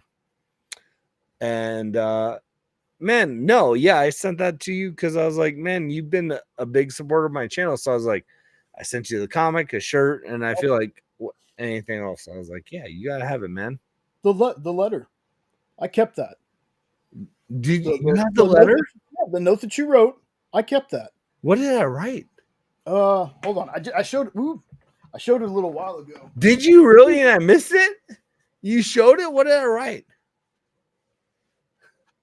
It was this. Jay, thanks so much for your continued support of the channel. You're a great community member, and I'm glad to know you. I want to send you a little bearded care package your way for me and the missus. BCB. Man, that's awesome that you have that still. So I don't think, and I tried to explain this to Robbie too. I don't think you and Robbie understand y'all's impacts on people. Like, for real, man. That's not me just saying it because you're here. You and Robbie have impacted so many people in such a positive way. Like, you and Robbie inspired us. Like, we used to just sit around and just talk about movies and comics for hours at a time until we were like, well, let's see if we can go somewhere with this. Let's make a channel. And I had been already watching you, and Sean actually showed me Robbie. And I was like, this is what I want our channel to emulate. To be really cool people. Really, yours and Robbie's chats are like the first chats I ever actually said anything in. Because I tried to be on YouTube, like chatting with people before, like once, and I got dogpiled so badly. I was like, yeah, I'm just going to watch the videos. You know? Yeah. So you and Robbie were a big inspiration, and I told Robbie the same thing, and Robbie's like, well, it's like, no, the two of you, and along with like Phable and Stu and folks like that, y'all are such a positive, like, in a world where negativity is the thing that gets the clicks, unfortunately, y'all are the positive ones. Like, and when I mean positive, I'm not talking about y'all love everything and everything's the greatest thing you'll ever seen. You're people positive. You know, you're not gatekeepers of anything. Yeah. Like, you make people feel welcomed. And it means a lot to people. Like, to me, it means a lot. It means a lot that you and Robbie even thought about, hey, we can come on your show. We can come hang out with you. Like, that's huge to me. It Yeah. really is, and I really appreciate it, man. I really do. Well, here's the deal. Like, I started my channel 4 years ago in the middle of the pandemic, and I was like, who am I? And Rylan Grant, who wrote The Jump, was the first person I ever reached out to. And he was like, yeah, I'll hop on your show. And like is a good friend of the channel. We talk often, and he's written movies for Hollywood and stuff now. And it's like, my thing is this is like, I don't want to promote stuff if I don't like it. So if I like, that's 100% my kind of thing. Like, if I enjoy it, it genuinely means I like it. But I'm just a person who likes to talk about what I love. So if someone takes the time to comment on my channel, and listen, I get it. I'm still not a huge channel or anything. So like for me to be like, I aspire to comment and respond to every single person that messaged me, because like, you're engaging in what I'm creating and what I'm talking about. Because so you're talking about like, oh, I want to we interacted in the chats, and I was like, man, you commented on those videos when I was with Mrs. doing the name that character. Mhm. And I'll comment right back. And when people engage, like, that's where I'm like, okay, I want to have a conversation with people who are like not just doing it like, hey, follow for a follow. Like, no, like, you like what I'm doing, cool. And if you don't, that's okay, because I don't have the bandwidth to watch everything. Yeah. I'm the first person to admit that. Like, I don't watch every YouTube video. I don't have the time frame. But if you interact with me, good golly, I want to try my best to interact with that. And I've built some great friendships because of that. And you're one of those. Yep. Man, I'm telling you, dude, I say that with the bottom of my heart, man. I really appreciate it. Like, to me, you may not think that you're a big YouTuber. In my eyes, you are a big YouTuber, but you're more than that. You're a good dude. And Robbie mainly surrounds himself with good people too. Like, I don't know every single one of them, so I can't speak to them. But working with Robbie on Mondays at my Yeah. job, dream come true for me. They didn't tell me that he was on the show until I was working the show.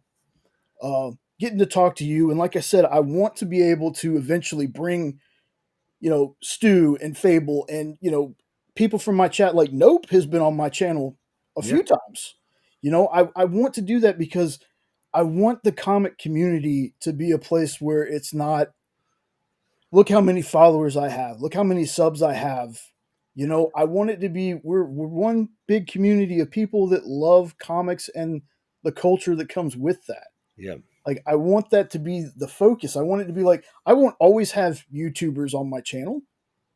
I would like a good mixture of YouTube people, comic people, and Yep. fans. Like that's what I want. I want people to know that they're welcome here. We can all have our opinions about things. Like, there are people that really hate what James Gunn is fixing to do, even though he's only done like 2 things. Okay. Right. Like, there's people that love it so much that they have to tear down Snyder. But I want this place to be a place where we can disagree about things, but let's not tear each other down. Right. You can disagree about stuff, but it doesn't have to get personal. It doesn't have to be attacky, and it doesn't mean if I say I wasn't that wild about Creature Commandos, that's just me. I liked it, but I would watch Peacemaker season 1 over again before I watched Creature Commandos again. Right. That doesn't mean I hate everything that's happening. Right. And I appreciate that. And those are the channels that I gravitate towards. Like, listen, I said it on the stream earlier, I like Creature Commandos. I appreciated what James Gunn was trying to do there. But the idea is, like, I think so often we get into a culture with YouTube and streaming and things like this where it's like, hey, like, You know, when you put that graphic up of Jurassic Park, Mm-hmm. Superman, Fantastic Four, I think there's multiple ways people can go about it. Like, you're gonna have a lot of people like go like, I hope Superman is gonna crush Fantastic Four, or Fantastic Four is like, Fantastic Four is gonna bring back MCU and the DCU can suck it. And I'm like, man, like, I'm a comic fan. Like, I want to eat both cakes. Like, I want, I want DC, I want Marvel both to be good, because guess what? It's only better for all of us when they're both good things. And Yes. so I try to cultivate my channel to be like, if I don't like it, guess what, gang? I'm not talking about it on my channel. Yeah. That's all it is.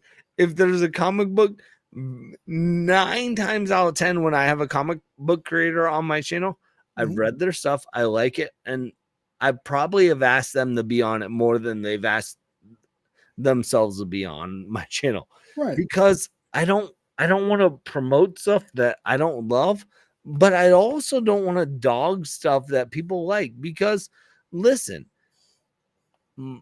art is art. What I like might not be the same thing that you like, Jay, and that's okay. And Yeah. that's a beautiful thing, that we can appreciate the differences of that. And that's where I'm kind of like, so often it's like this, it's us versus them, and I'm like, no, man, we're all nerds. We were all bullied when we were kids because comics weren't cool when we were all kids. Yeah. Like, did you forget that? Like, we were picked on because we read comic books when we were in middle school. And like, we're in this supreme age that, like, this is cool that I have comic books behind me, and like, let's elevate that. So Yeah. that's where I'm at.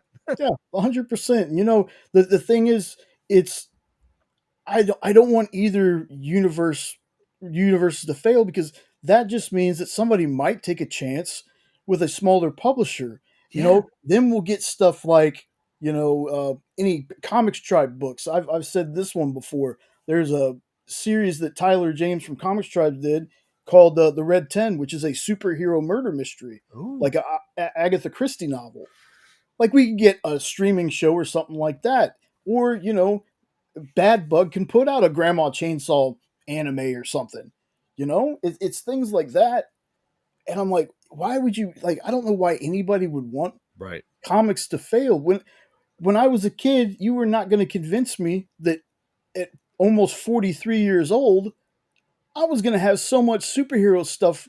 I'd have to choose what I watch. You can't watch it all. That's the thing. Like, I'm like, I'm at the stage where I can't be like, how have you not watched this? Because there's so much superhero content that we can't do that. Yeah.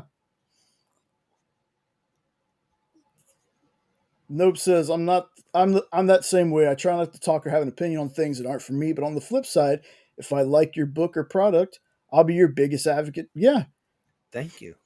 exactly. And I had Alan on last week, Alan Dunford. I hadn't talked to Alan in so long. I felt bad. He was like, "Hey man, you're doing your show." I was like, "I try to do it every Saturday." He goes, "Let me hop on," because he's got and I'm gonna grab the link here. He's got Horus and Hell #3 coming out. Dang, that makes me sad. I haven't talked to Alan for a long time. Yeah. I don't know when the last time I had him on.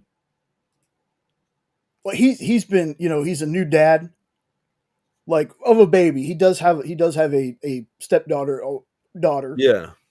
But he's a baby. They've got a baby, so he's just been super slammed. And he told me, he goes, "Man, don't feel bad. The phone works both ways, and I haven't been calling too many people either. I've just been busy." But Right. he's got that Horus and Hell, and that's a person So that, good. just like, I got another creative friend named Dan Price. He's co-creator of Bigfoot Knows Karate, which is a really awesome book. Oh, tell me, freeze. Let's not sugarcoat it. I don't know this, so tell me about it. This is a book that the name says what it is. That's why I'm intrigued, It Jay. is Bigfoot I tell you a little bit about it. The book opens with like Bigfoot is wearing, you know, basically looks like a ninja outfit, maybe a gi, Yeah. but he's like meditating, and you're just like, at first you're like, man, the title really grabs you, right? Yeah. The thing is, this book is one of those. If I have a PDF of it, I'm gonna try to send it your way. We were Sean and I used to do Kickstarter Corner, which was a series where we went and picked out a bunch of Kickstarters that we thought were interesting. We'd go through them. Not living with Sean and Sean's schedule being the way it is and mine the way it's being now, we haven't been able to do it. But we used to sit and scroll through Kickstarter. Right. Because Kickstarter, unfortunately, is not the best all the time of letting you know what's coming out. No. So it was between Sasquatch, which sounded cool too, but we haven't checked that one out, or Bigfoot Knows Karate. We decided, Sean's like, let's get Bigfoot Knows Karate. So we got the PDF and we were actually reading it on the TV. Like he had it pulled up on the TV and we were reading it. And it feels like an old spaghetti western kung fu, got that kind of vibe to it. Then we get to almost the end of the book and it takes such a turn. It was a turn that I told Dan Price and Casey Allen, the creators, I was like, you couldn't really push this book as much as you wanted to because we were holy crapping the whole rest of the issue. We were like, what is this awesomeness? And can we have more right now? If I got the PDF somewhere on my computer, I will send it to you. It was, I think they're on like issue 3, and there's a pre-save. No, this is going to be chapter 3. They had another one called Hinagon, which was like a little spinoff that they did. But they got a pre-save link. I'm going to have to get with Dan. Dan was actually, unfortunately, not even, he's in Texas, but not close. But today he was at a comic store not that far from us, but Jenna had to work and we couldn't go see him. We usually see him at Comic Palooza. But I'm going to pop that link in there. Folks, if you... It really is. It's kind of like when Alan talks about Grandma Chainsaw. And he's like, the title tells you what it is, but it's so much more. That's what Bigfoot Knows Karate is. There's a whole conspiracy. There's like Chupacabra with a shotgun. There's like some of the villains that they've made. And the coolest thing about this is that Dan does most of the art. Dan does this art on a... on an iPad and one of those programs. I'm not too familiar with digital stuff, but the thing is, he does the art with his fingers. He doesn't use the pen thing. He's always with his finger, like Procreate or something. He's his fingers. That's impressive. Yeah, and I tell him that all the time. He goes, "It's just for him. I guess it just feels easier." But that is a book, and that's to me, that's not only the joy of comics for me, is it gives you cool things like that, right? But Kickstarter, especially these smaller publishers, when you're tired, like if you ever get tired of reading superhero books, there's literally a comic for everyone. There's all kinds of styles. Yep. There's bound to be something that folks like, and people usually say, well, Kickstarter books are really expensive and they seem like they're this and they're that. And I'm like, you got to understand, most of the time, these people have to pay the printer. They have to pay the people that work on the book. And most of that money goes right back into if they're going to do another issue. Yep. It's an exclusive. Yeah. Basically. So I'm gonna put Dan's Instagram in here too, because he usually does some lives where he draws, and I'm telling you, like watching him do this, he's one of those, he doesn't realize how good he is and how awesome it looks with him just sitting here doing all this artwork with a finger. So good. Yeah. Be Be sure everybody to check that out. we're going up on about 3.5 hours now. It's probably midnight 32, 12:32 where you are. You are correct. Yeah. So I'd love to keep you on, man, but I also don't want to keep you on all night, and I still got stuff to do too. So I had a couple more slides, but just real quick, I just wanted to. Well, hold on, that's not right. Let me get to the right thing first. There we go. Let's do this way. Listen, Jay, Yeah. you do whatever you want to do. I'm here. So this is another part of the chapter. And like I said, I think some of these have been confirmed. But again, it's grain of salt stuff. right. Man, there's so much there. I got the Authority I've not read.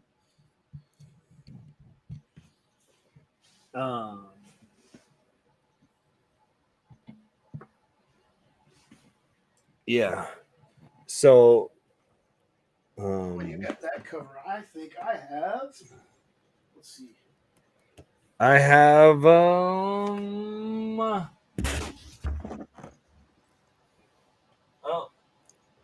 I've got that's volume 2. I got volume 1. Okay, you have that one. I have that one.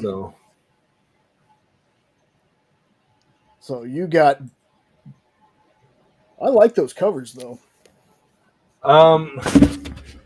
So real talk, I I bought those at Half Price Bookstore when I had Brian Hitch on the show, and I did not get around to reading those before I interviewed Brian. So I have not read anything about the Authority yet. They're pretty good. Like they're pretty good. It does feel kind of like a low key. Not exactly the Boys. I know people draw a lot of comparisons to the Boys, but it kind of feels like they'll do the right thing at any price. Yeah. But I don't know. It just doesn't feel as like kind of backstabby as the Boys, I guess. Which makes sense. Man, I'll tell you what I'm intrigued about is the Deathstroke and Bane. Like, what the heck is that? Yeah. I've heard rumors and talks. Oh, so Nope says Joe is coming back for that, which would be fantastic because when they previewed Joe in Batman v Superman, like, man. I think he's asking if Joe's coming back, and unfortunately, I don't think he is. Oh, dang it. Well, nope. You got my hopes up, Jay. You crushed them. I just looked at it real quick and I was like, man, that would be fantastic. I know. And I would love that too because, man, the way he looked at the end in that little cut scene. Yes. Meanwhile, at the Legion of Doom, I would have loved to seen his Deathstroke. Dang it. Now I'm mad. Jay, now you made me mad. Jay, you made me mad. Oh. Nope. I'm sorry, man. Nope. I appreciate you. I think that, yeah, unfortunately, nope. I think they're just, yeah. I would love if they would, but other than Amanda Waller, and I don't really count Peacemaker and stuff like that. Yeah. Like, I think anything James Gunn did, that's who they're bringing, with the exception of is Margot Robbie. I think they're all coming. I don't think any of that's being recast. But again, we'll just have to see. How do you recast Margot Robbie and Harley Quinn? Like, she's fantastic. Yeah, that's true. You know, there's something that was said. I'll make myself big here real quick. So there was something that was said when Margot was cast and everybody watched the movie. There were a ton of people that were like, "I've been a Harley Quinn fan all my life, and that's the worst portrayal that they could have gotten." Here's my thing about fans. There are some people that think she did a terrible job. And here's my thing about fans. When you have one of the creators, Paul Dini, saying that that's exactly who he imagines a live action Harley Quinn to be, I'm gonna have to go with the creator over the fans with that one. You know, I think she did a fantastic job. And like I said, one of the creators said, "I was like, sorry, man, I don't care how big of a fan you are. The creator's saying that that's what he imagines. That's good for me." Wait, people. This is how dumb I am. I'm not aware. People did not like Margot Robbie as Harley Quinn. There's people that don't like things just to not like them because everybody else does. Okay. We haven't even seen, other than the teaser trailer and a TV spot or two, and Corn Sweat's the worst Superman ever. Like, that's just... Well, they're dumb. They're dumb. Sorry. Listen, I don't gatekeep. I don't like... If you watch the trailer and you're like, oh, David Cornsweet is not my Superman, chill. Yeah. Maybe he's not going to be your Superman. Maybe But that's going to be a still. Superman for someone else. He is going to be somebody's first Superman. For My 7-year-old daughter, if I take her to that, is going to go, that's my Superman. So, yeah, exactly. Chill. And that's we got to be patient. I know we as a society don't like being patient. We want everything instantly. Just be patient. If you end up not liking it, then you don't like it. Right. But somebody, that's going to be their first Superman. That's going to get them to love comics. Like, for me, as a Superman fan, a lifelong Superman fan, I felt alone for the longest time because it felt like nobody liked Superman. Oh, it's so good. Now it feels like there's so many more people, and I don't care if it's Gunn or Snyder or James Mangold or anything. If somebody can bring that love of Superman to people, then that's all I want. So I'm looking, Jay, for something for you because you just mentioned it. Hold on. Okay. I love your chair, by the way. Please, it's Batman. Yeah. Hold on. I know this is dead air for you. No, that's okay. That's okay. Since we saw that one, I'm gonna go ahead and switch to the. Oh, here it is. Found it. Have you read this, Jay? You mentioned Paul Dini. Paul Dini Dark. Is that the book that he wrote after he was attacked? Yep. I have not read it. Oh my God, it's so good. It is the story he wrote when he was working on Batman the Animated Series and he was attacked. Oh, it's so good. Yeah. I remember watching a Kevin Smith when it was called Fat Man on Batman. He had Paul Dini on there, and Paul Dini was telling that story. And I was like, man, that is soul crushing. Yeah. And the fact that you went on and kept creating and you kept doing this stuff, man, it's a testament. So we, like I said, we got. I'm going to look that up now. So Paul Dini, Dark Knight. Yep, I'm going to add that to my list. It is fantastic of a read.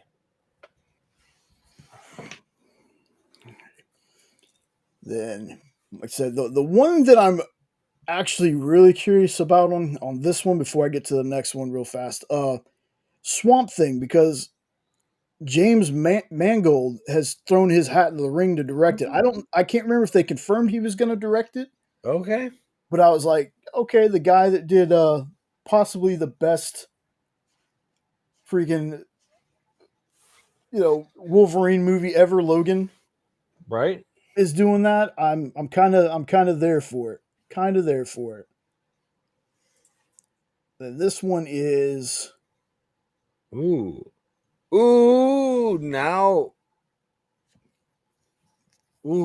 most of these actually have been talked about, so this was part of the first slate. All right, Jay. I have not looked into anything of this. So Blue Beetle? Yeah, Are we talking the same character? he is, but it's gonna be an animated series. I think they're gonna bring him into the movies, but this is supposed to be an animated series. Okay. And it is gonna be Jolo. Is that how you say his name? Marijuana, Jolo Marijuana from Cobra Kai. Yeah. Yeah, I have no idea. So I know it starts with an X. yeah. So yes, it is going to be basically the same cast Okay. as a cartoon series. Which I'm going to be real honest with folks. I thought Blue Beetle the movie. I thought that was pretty good. I had It a was good time. really good. I had a good time with it. I had fun. Booster Gold. The booster one, I would love to see. I'm not exactly wild about who they cast, but again, Who'd they or cast? rumor. I'm sorry, it's a rumor. Kumail Nanjiani. Oh yeah, you're right. uh, I'm gonna have to see what he does. You know, I gotta give him the Here's- benefit of that. here's the deal. What he did with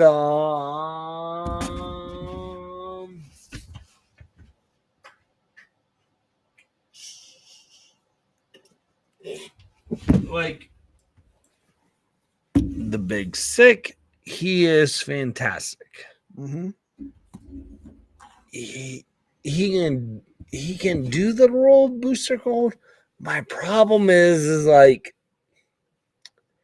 I don't know. Yeah. It's I don't know.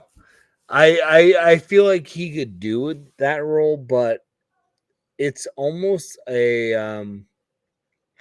it's not crafted well for him. So like it'll be interesting to see what they do. Yeah. Yeah. That's the same feeling I have. I'm like, it's not like I don't think he's hilarious and Right. He's you know, so good. well, the one that I'm not entirely interested in is Waller. And it's not that I don't like Amanda Waller. It's just I don't know if she could carry a whole series. I'm kind of over her. Yeah. Which is weird to say about Viola Davis. Like, yeah.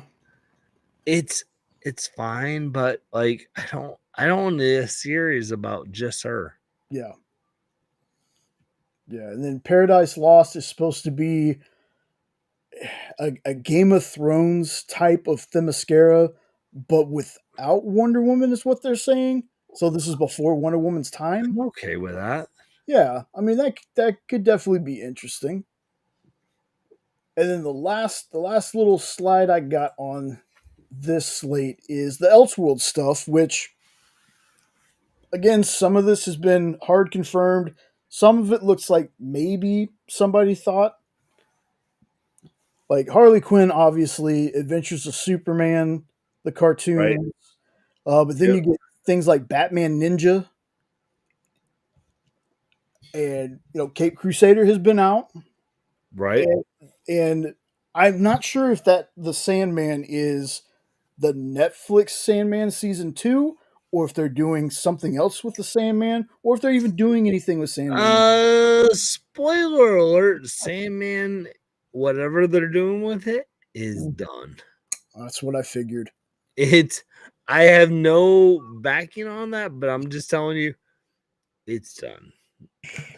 Yes, which we were very upset because while I did kind of like the Dead Boy detectives that were in Doom Patrol for the episode that they were in, Yeah, we really dug the show, the Netflix show, and then they're like, it got canceled, and then stuff that I'm not gonna bring up, but most people know what happened.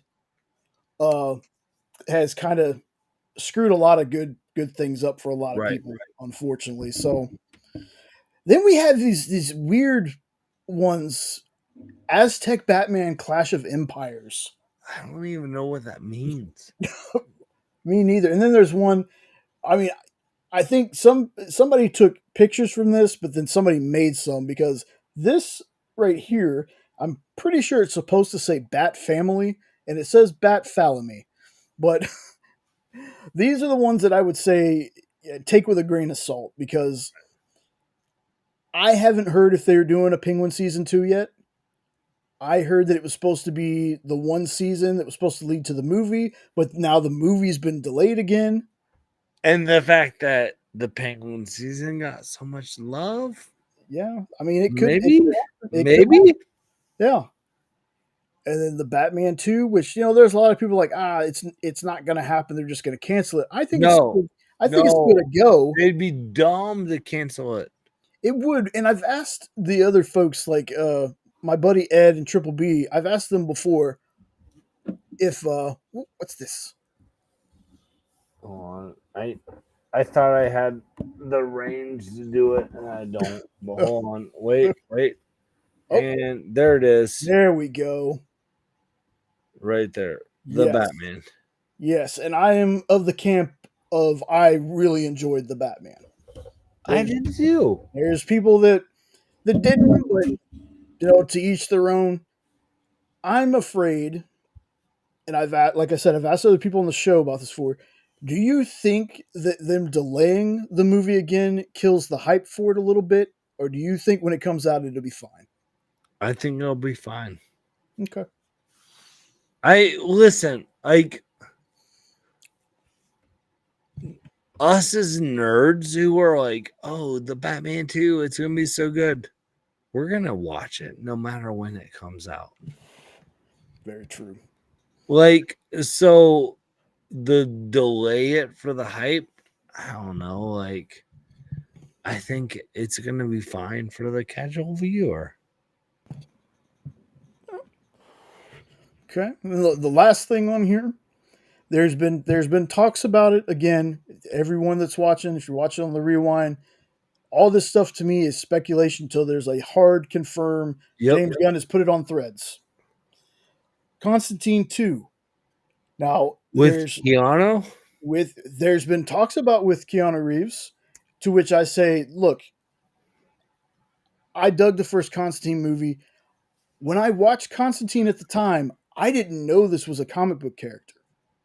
Oh. When it first came out, I didn't know it was tied to DC and Vertigo and all that. I just enjoyed it for what it was, a supernatural Keanu Reeves movie. Then when I found that out, I was like, okay, and I've read some Hellblazer stuff and some Constantine stuff. But then we got Matt Ryan. God. So good. Matt Ryan. So good. Wasn't just good in his own show. Like, I think he cameoed in another show, then they gave him his own show, but then unfortunately that show got canceled. Then they started putting him on the other CW shows. He even voiced him in the cartoons. Like, Matt Ryan was just perfect. I don't know if they're going to go with Keanu Reeves. I would love if they went with Matt Ryan for this new universe, because I eventually want them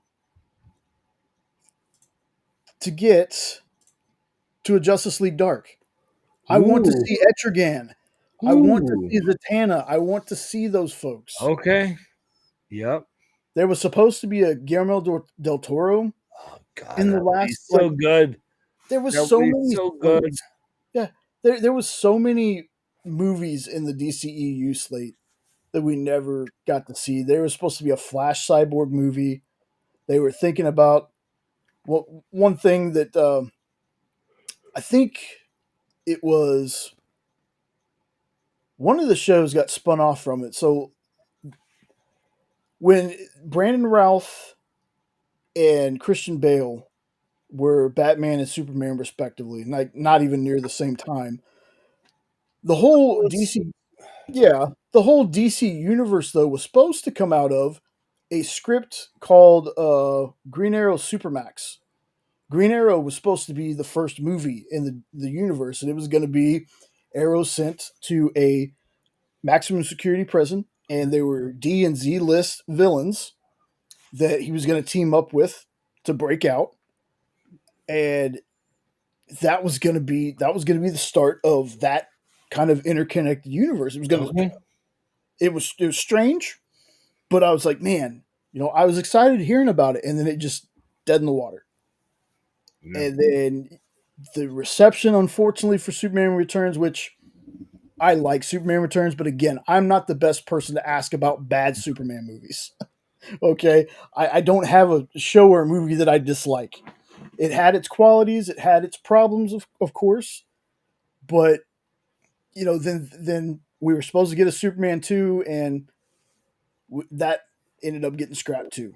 So then we went with Batman, and then Batman had his trilogy, and then the Man of Steel started the new universe. And again, I find part of the problem is kind of twofold. It's Warner Brothers, and it's putting stuff out before having a really solid script being done. Right. So, whew, that was all I had for tonight. I really honestly didn't think it was going to be 4 hours long, but it was such a That's good time, man. I'm here for it, man. Yeah, such a good time. But I am going to go ahead and we're gonna end it here, folks. I'm gonna put before I go, let me go ahead and I'm going to tell you again. I'm pretty sure Bearded's link is in the description of this chat or description of the video. Should be. But I have so many in there. Like I have Kpop Junkie, I have Stu, I have Phable, I have PCP.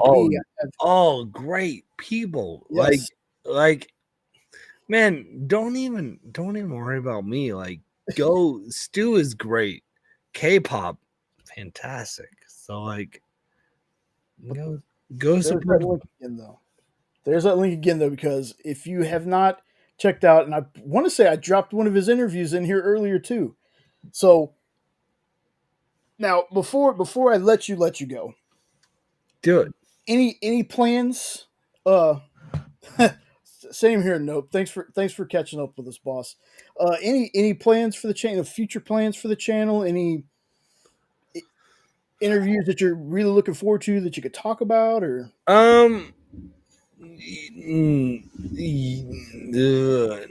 yes, no. So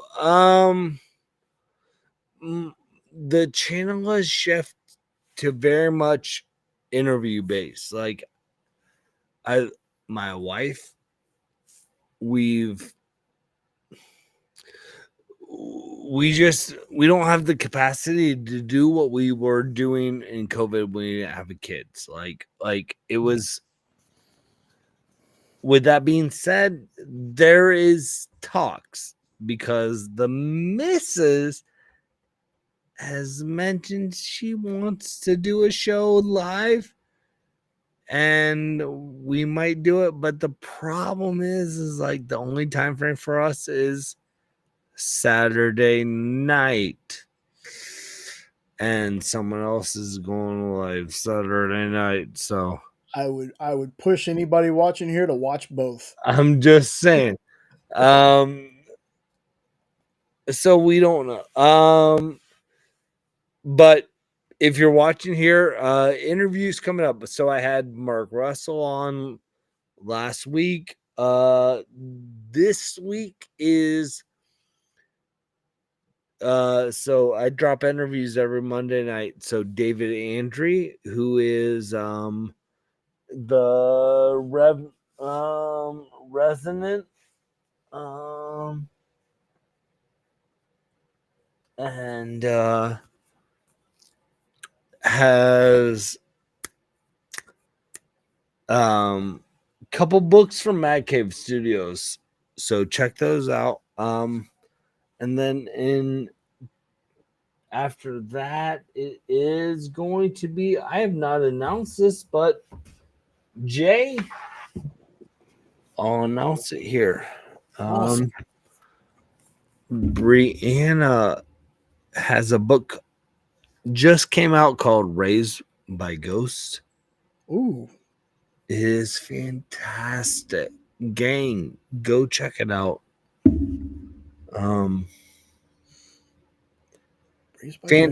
Fantagraphics. And then let's see, what can I say? Jeremy Adams is gonna hop back on the show soon. Nice. Aquaman, David Pepos, who is gonna hop back on the show soon. We haven't recorded those interviews, but both are in talks. So yeah, man, like just people I like that are creating great books. I want to talk with them. Yes. David, man, I'll tell you this real quick about David. First of all, super nice guy. I've met him through the experience, been able to sit in the back while No, he. you met them through me. Shut up. Okay, and Bearded. Bearded first. How about that? I met him through Bearded first, then he came on to the experience. Exactly, nope. Somehow I miss Space Ghost as a kid.